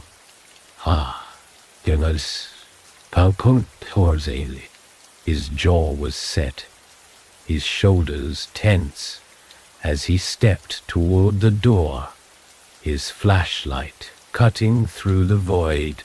I wanted to tell him to stop, to leave it alone, but the words stuck in my throat. The air was too heavy, too thick, and my tongue felt like lead. He stepped through the doorway, the beam of his flashlight fading as he disappeared into the shadows. The rest of us hesitated, standing in the center of the room like statues. None of us wanted to move, but none of us wanted to be alone either. The tapping returned then, softer this time, fainter, coming from somewhere deep within the lodge. It wasn't footsteps anymore. It was something else, deliberate, to sumivita, el tom enes, rhythmic, not a sound that didn't belong.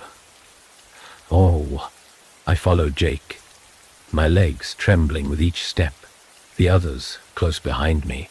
The hallway beyond the door was narrow and dark, the walls stained with water damage and streaks of something darker, something that gleamed wetly in the weak light.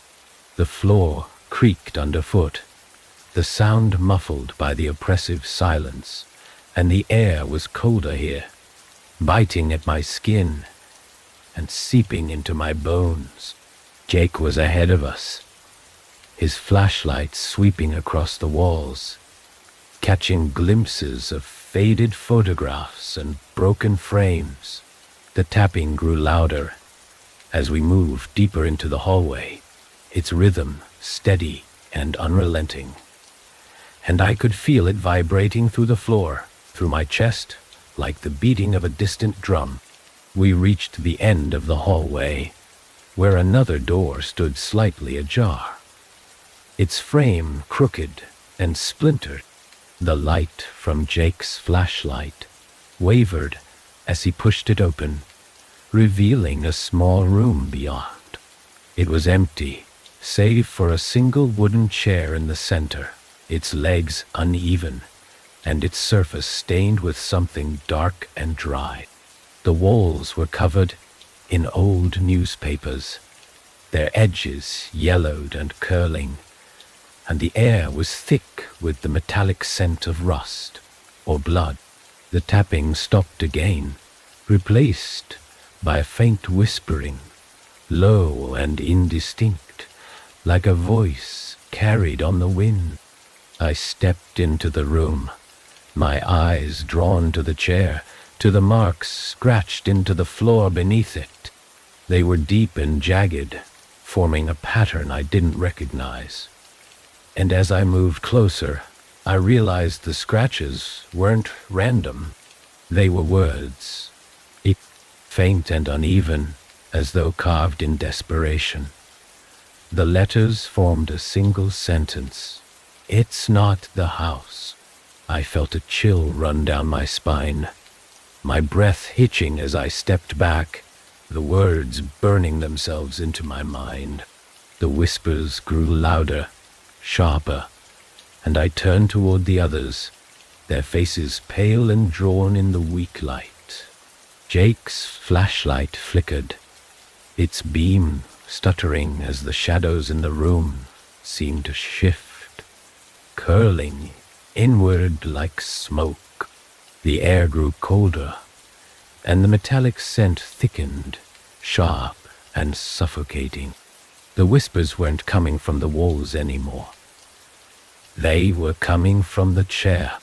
Ellie let out a strangled cry, her hand flying to her mouth as the chair began to move, its legs scraping against the floor with a slow, deliberate screech. The scratches on the floor glowed faintly, their edges sharp and jagged, and the whispers rose to a deafening crescendo, filling the room with a chaotic, dissonant hum. I stumbled back, my flashlight shaking as I tried to aim it at the chair. But the beam faltered, the light dimming as the darkness surged forward. The chair tilted, its legs bending impossibly, and something moved beneath it. Something that didn't have a shape, something that didn't belong. The whispers stopped, abruptly, replaced by a single, clear voice. It was low and guttural, echoing through the room like a growl, and the words it spoke froze the blood in my veins. "You brought it here." The chair collapsed, its legs snapping like twigs, and the darkness surged upward, swallowing the room in a suffocating way. My flashlight went out, plunging us into blackness, and for a moment, all I could hear was the sound of my own breathing, sharp and ragged, and the faint rhythmic tapping, now coming from directly beneath my feet. The darkness was absolute, pressing against me from all sides, like a living thing. The air had turned bitterly cold, and I could feel the chill sinking into my skin, deeper than anything natural. My breath came in short, panicked gasps, each one clouding in the icy air, and the rhythmic tapping beneath my feet grew louder, more insistent. It wasn't random. It had a pattern, deliberate and calculated, as though it was trying to say something. My hands scrambled for the flashlight, the metal slick with sweat and trembling fingers, and when I finally found it, the beam sputtered weakly to life. The faint glow illuminated the shattered remains of the chair, the jagged edges of its broken legs pointing upward like accusing fingers. But it wasn't the chair that caught my eye. It was the floor beneath it. The words carved into the wood were glowing now, faint but undeniable, their edges sharp and searing against the darkness. "It's not the house." The letters burned like embers, and the tapping sound seemed to pulse in time with their glow. My chest tightened as I backed away, the light from the flashlight sweeping across the room in frantic, jerking motions. The others were frozen, their faces pale and hollow in the weak light. Ellie stood near the doorway, her hands clamped over her ears, as though she was trying to block out the sound. Jake's flashlight was still on, but the beam was dim, its light flickering weakly as he stared at the glowing word. None of us spoke. None of us moved. It was as though the room itself was holding its breath, waiting. Then The floorboards shifted. It wasn't subtle. The wood groaned and buckled beneath my feet, and I stumbled, my heart leaping into my throat. The tapping grew louder, more frantic, and the floor beneath the chair began to splinter, the wood peeling back, like something was trying to claw its way out. A low, guttural sound rose from the floor, deep and primal, vibrating through the air and into my bones. It wasn't human. It wasn't animal. It was something else entirely. Jake stepped forward, his jaw set, and raised his flashlight toward the splintering floor. "Get back," he said, his voice low and strained. His words sounded brave, but his hands were shaking, the beam of light bouncing erratically as he moved closer to the chair. The tapping stopped suddenly, replaced by a deep, resonant silence that made my ears ring. The floor exploded. Évidemment, the floor did. A mass of blackness surged upward, twisting and writhing like smoke. But it wasn't smoke. It was solid and shifting, its edges jagged and sharp, and it filled the room with an overwhelming, suffocating presence. The air turned freezing cold, and the metallic scent I'd noticed earlier became overpowering, choking me as I staggered back. My flashlight flickered wildly, its beam cutting through the darkness in jagged, erratic patterns. But it couldn't pierce the thing in front of us. The shadows moved, coiling and twisting like living tendrils, and for a moment I thought I saw something in the center of the mass, something vaguely human-shaped, with hollow, glowing eyes that burned like embers. It turned toward us, its movement slow and deliberate, and the sound returned, a low, rhythmic thrum that vibrated through the air and into my chest. Ellie screamed. The sound was sharp and raw, cutting through the oppressive noise, and she bolted toward the door. The rest of us followed instinctively, our flashlights bouncing wildly as we ran. The thing in the room didn't chase us, not in the way something physical would. Instead, the shadows stretched, curling around the walls and ceiling, and the rhythmic sound grew louder, closer, as though it was inside my head. We reached the hallway, slamming the door behind us, and for a moment the silence returned. My breath came in ragged gasps, my chest heaving as I leaned against the wall, my flashlight trembling in my hand. The others were just as shaken, their faces pale and drawn, their eyes wide and darting toward the door, as though they expected it to burst open at any moment. But it didn't. The tapping returned, faint and distant now. But it wasn't coming from the room we've just left. It was coming from somewhere deeper in the lodge. The sound echoed faintly through the walls, growing louder with each passing second, and I felt my stomach twist as I realized it was leading us somewhere. The glowing words flashed in my mind, searing themselves into my thoughts. "It's not the house. What does that even mean?" Ellie whispered, her voice trembling as she clung to the wall. "If it's not the house, then what is it?" None of us had an answer. The tapping grew louder, more insistent, and the air around us grew colder again, the shadows pressing in from the edges of the hallway. Jake straightened, his flashlight steady now, and motioned for us to follow him. He didn't say anything, but the look in his eyes was enough. We couldn't stay here. Not in this hallway. Not near that room. Eml. Ah. The hallway twisted and turned, its walls narrowing, as though the lodge itself was closing in on us.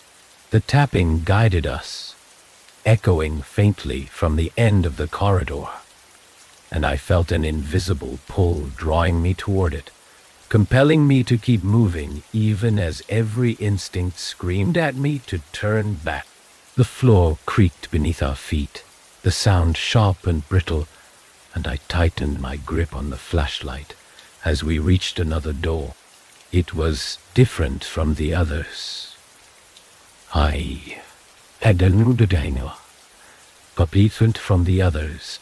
The wood was darker, almost black, and the frame was warped, as though the door had been twisted into place. Faint scratches marred its surface, long and jagged, and the tapping was loudest here, reverberating through the wood like a heartbeat. My stomach churned as Jake reached for the handle, his hand hesitating for just a moment before he turned it. The door swung open, and the tapping stopped. The room beyond was empty, or at least, it seemed that way at first. The walls were bare, their surface smooth and dark, and the floor was covered in a thick layer of dust that muffled our footsteps as we stepped inside. The air was colder here, biting and sharp, and the metallic scent was stronger, almost unbearable. I swept my flashlight across the room, the beam cutting through the darkness, and froze. There, in the center of the room, was a single figure. It was facing away from us, its form slumped and still, its limbs unnaturally long and thin. The shadows around it seemed to ripple, curling and twisting like smoke, and I felt the cold settle deeper into my chest as I realized it wasn't just standing there. It was waiting. The figure in the center of the room didn't move. Its presence was suffocating, an invisible pressure that seemed to fill the air, pressing against my chest and making it hard to breathe.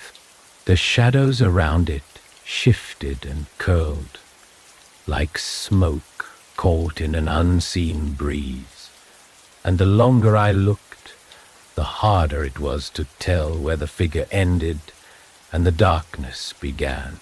My flashlight trembled in my hand, its weak beam barely cutting through the thick, cloying air, and I realized with a sickening certainty that the figure wasn't just standing there. It was aware of us. The others were frozen behind me, their breaths shallow and uneven, their eyes locked on the figure, as if looking away would make it real. I could feel their fear radiating off them in waves, and it only amplified my own. The lodge felt impossibly quiet now, the silence so deep it was almost deafening, and I could hear my heartbeat pounding in my ears, quick and frantic. Jake was the first to move, stepping cautiously into the room, his flashlight aimed directly at the figure. The light seemed to waver, its beam dimming as it neared the figure, as though the darkness around it was swallowing the light whole. The air grew colder with each step he took, and I could see his breath fogging in the dim glow.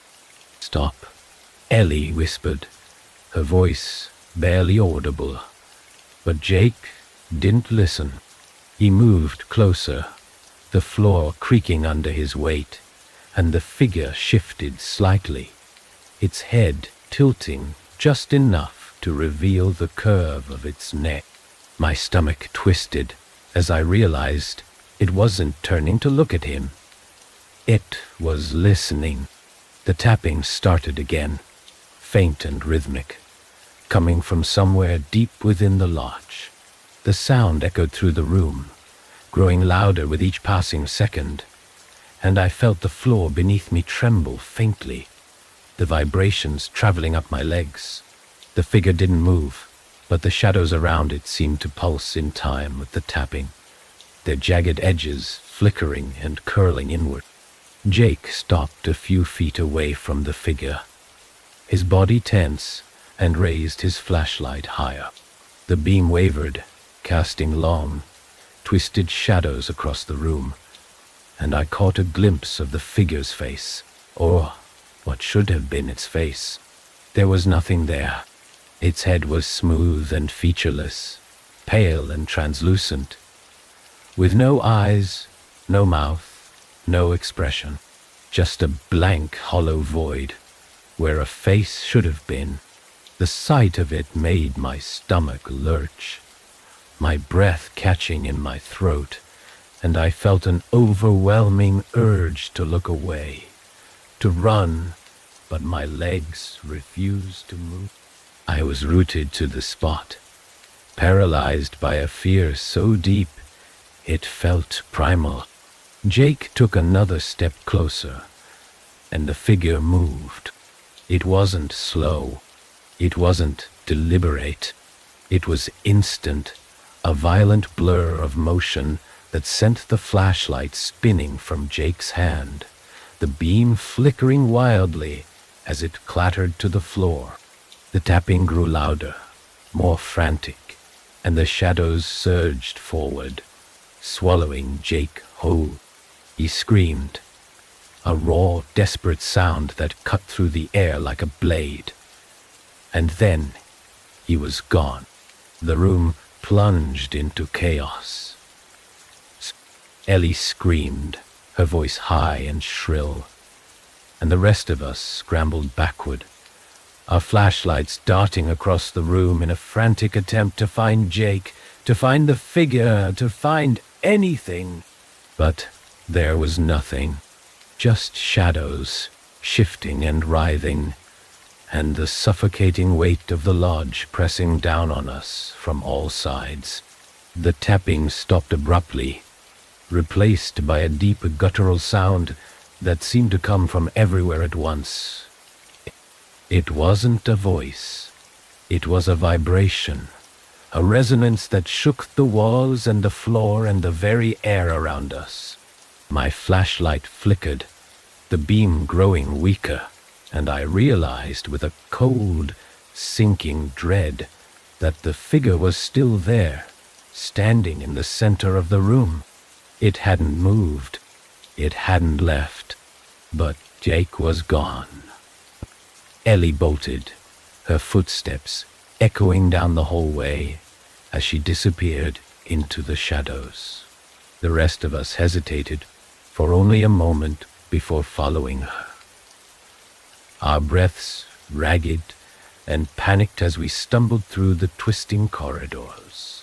The lodge seemed to close in around us, the walls narrowing, the ceilings lowering, and the darkness grew thicker, heavier, until it felt like we were running through molasses. The tapping returned, louder now, and I realized it was following us. The sound wasn't coming from the walls or the floor anymore. It was inside my head, a relentless, rhythmic pounding that matched the frantic beat of my heart. I pressed my hands to my ears, trying to block it out, but it didn't help. The sound was everywhere, consuming me, drowning me. We burst into the main hall, our flashlights swinging wildly across the room, and I saw Ellie near the front door, her hands clawing at the wood as she tried to pull it open. It didn't budge.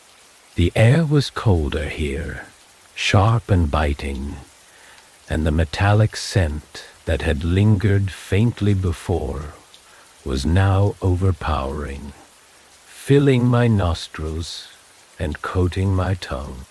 The shadows in the room shifted, curling inward, and I felt the weight of them pressing against me, crushing me.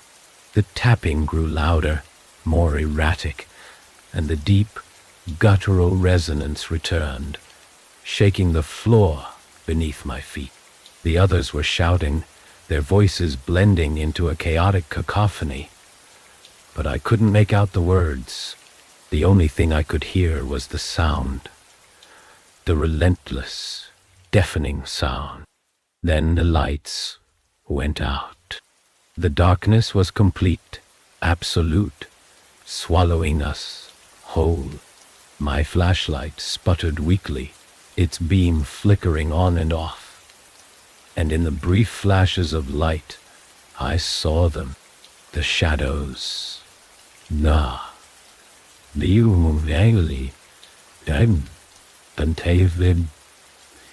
The shadows. They weren't just shadows anymore. They had form, substance, jagged and angular. Their limbs impossibly long and sharp. They moved closer, slow and deliberate, their hollow eyes fixed on us. Ellie screamed again, her voice cutting through the darkness, and I turned just in time to see her flashlight fall to the floor, the beam spinning wildly as she was dragged backward, her hands clawing at the air. The shadows closed around her, enveloping her completely, and then she was gone. I stumbled toward the door, my hands slamming against the wood, but it was like pushing against solid stone. The tapping was deafening now, a relentless pounding that reverberated through my skull, and the shadows surged forward, their jagged limbs reaching for me. My flashlight went out, plunging me into darkness, and I felt the cold, sharp edges of the shadows pressing against my skin. And then everything went silent. The silence was worse than the noise. It wasn't empty. It was alive, heavy and vibrating, pressing against my skin and burrowing into my chest. The air was so cold now that my breath froze in my throat, and I could feel the stillness crawling under my skin, whispering into the hollow spaces of my mind. I wasn't sure how long I stood there, my hands still pressed against the unyielding wood of the door, my legs trembling beneath me. Time didn't feel real anymore. The shadows hadn't left. I couldn't see them. Not exactly, but I could feel them. They lingered in the corners of the room, just beyond the edges of my vision, their presence thick and oppressive. My flashlight was dead in my hand, its weight useless now, but I couldn't bring myself to let it go. It felt like the last tether to something real, something tangible. I turned slowly, my movements stiff and deliberate, and the lodge seemed to shift around me, the walls breathing, the floor beneath my feet bending as though it might give way. The main hall was empty now, eerily still, and the metallic scent of the air was stronger, sharper, cutting through my lungs with every shallow breath. Jake was gone. Ellie was gone. Ellie was gone. The others, I didn't even know anymore. The lodge had swallowed them, taken them into itself, and I couldn't shake the feeling that I was next. Then I heard it, a faint, rhythmic sound, soft at first, but growing louder with each passing second. It wasn't the tapping, not this time. It was a heartbeat, deep and resonant. It echoed through the lodge, filling the air and vibrating through the walls. and I realized, with a sickening jolt, that it wasn't mine. It came from below, from somewhere deep beneath the floor, pulsing with a slow, deliberate rhythm that seemed to match the oppressive weight pressing down on my chest. The light from the chandelier above flickered faintly, casting jagged shadows across the room, and I turned toward the center of the hall. The floorboards there looked different now, darker, almost wet, as though something beneath the surface was seeping through.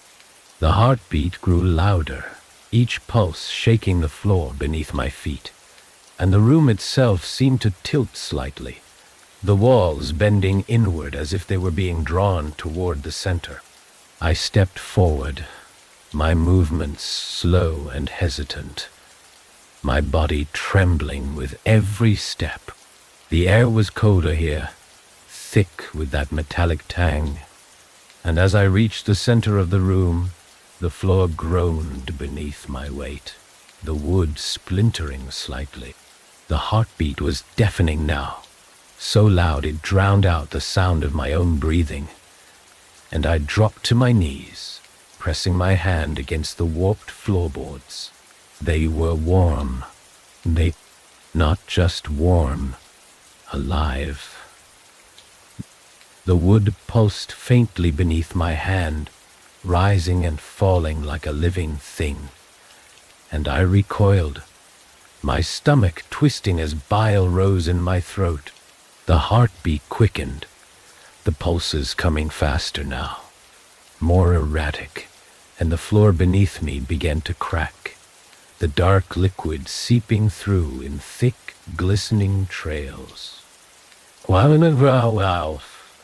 The whispers returned, faint and indistinct, curling around me like smoke. They weren't chaotic this time. They were clear, deliberate, each word cutting into my mind like a knife. "Bring it back," they said, their voices sharp and commanding. "You cannot leave without it." I didn't understand.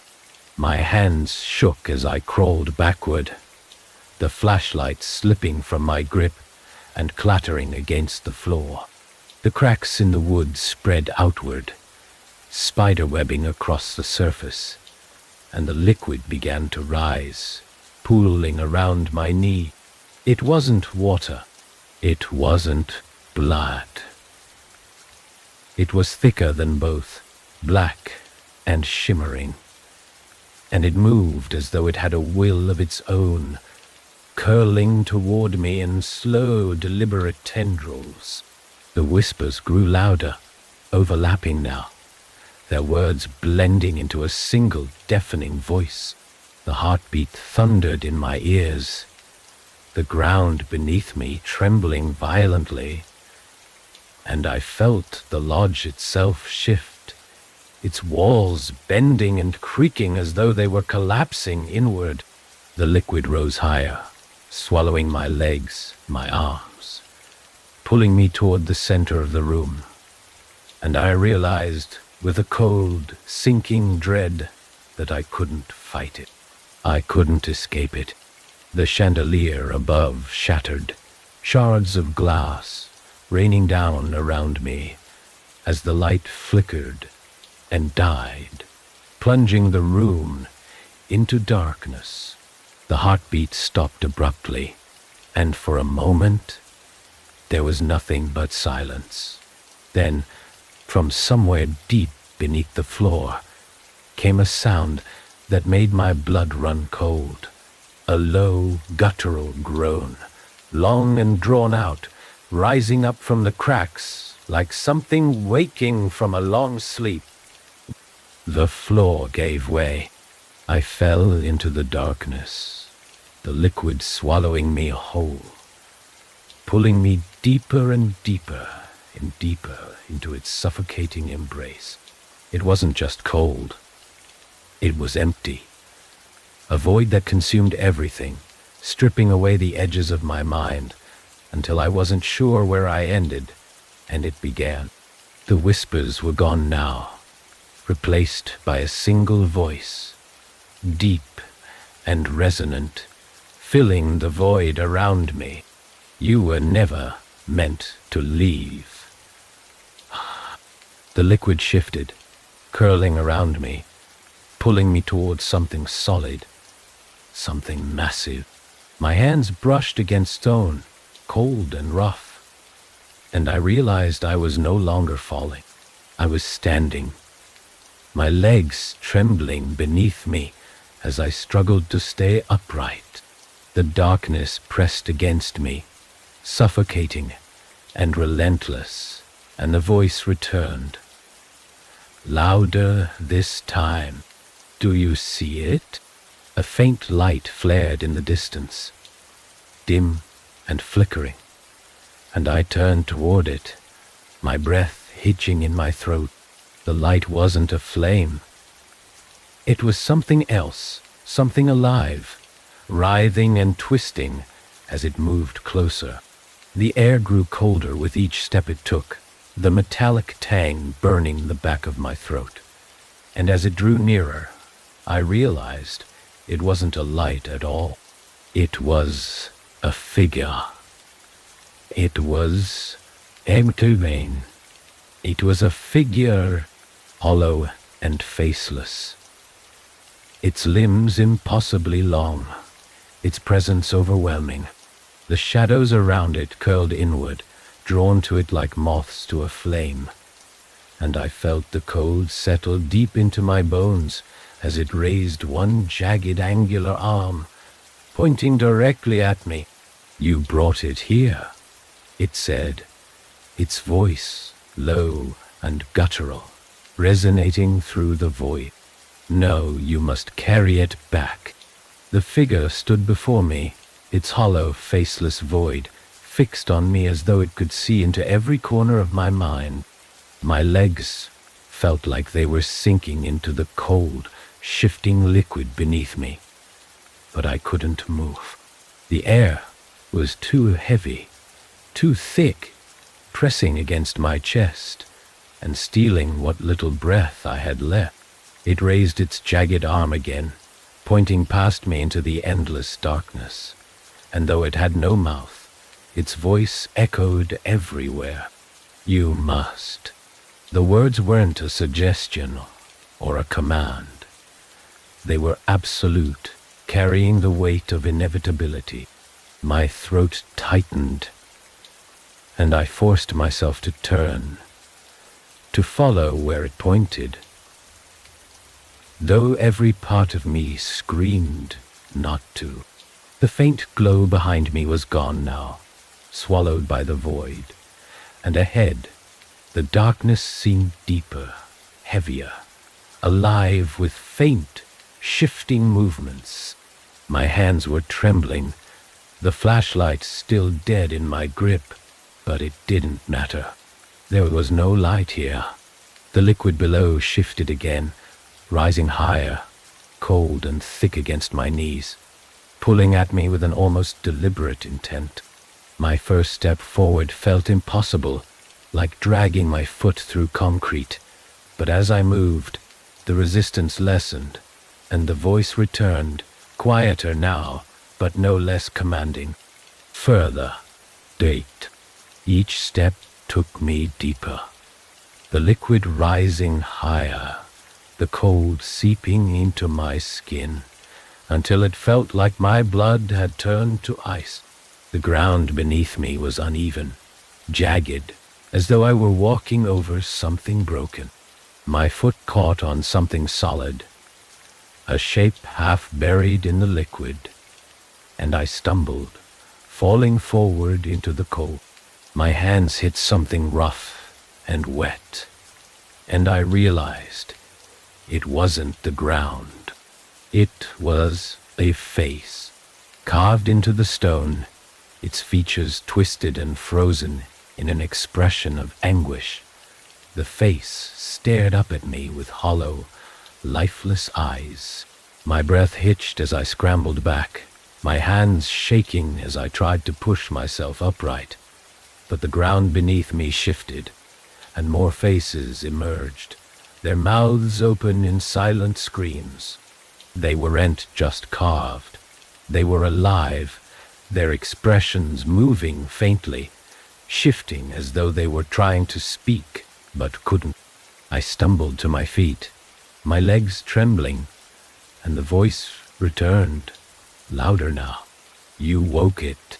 The faces beneath me twisted and writhed, their mouths opening wider, their hollow eyes fixed on me.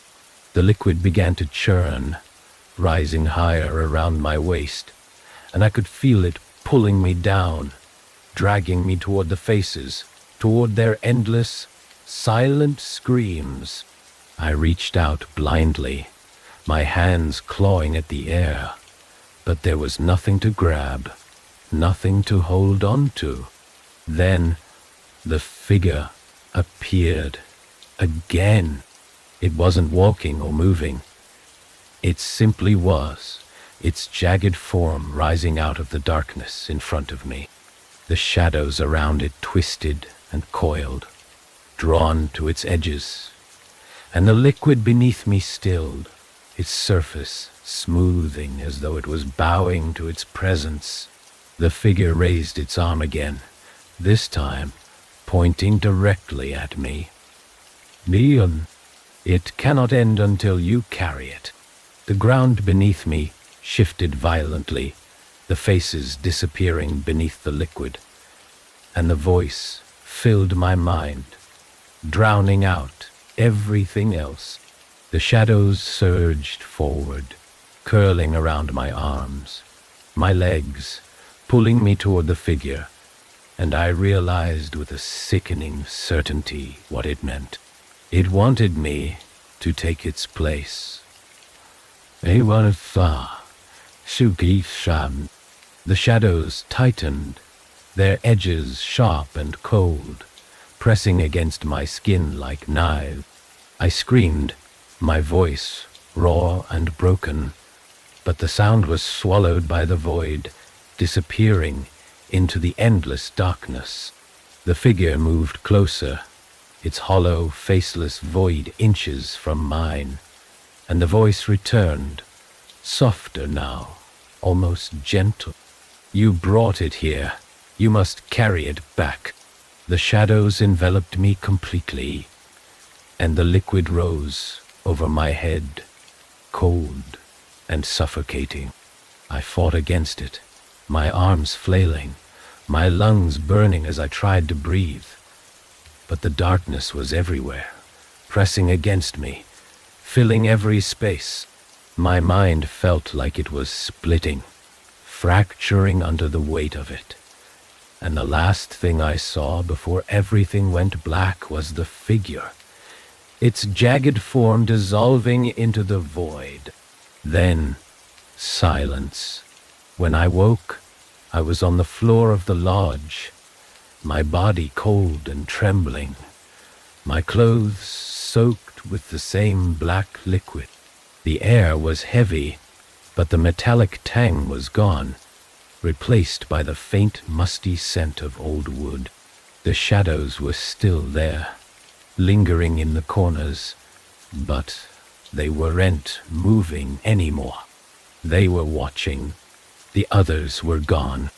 Ellie, Jake, all of them, gone, as though they'd never been there at all. The only sound was the faint creak of the floorboards beneath me, the lodge settling into its silence once again.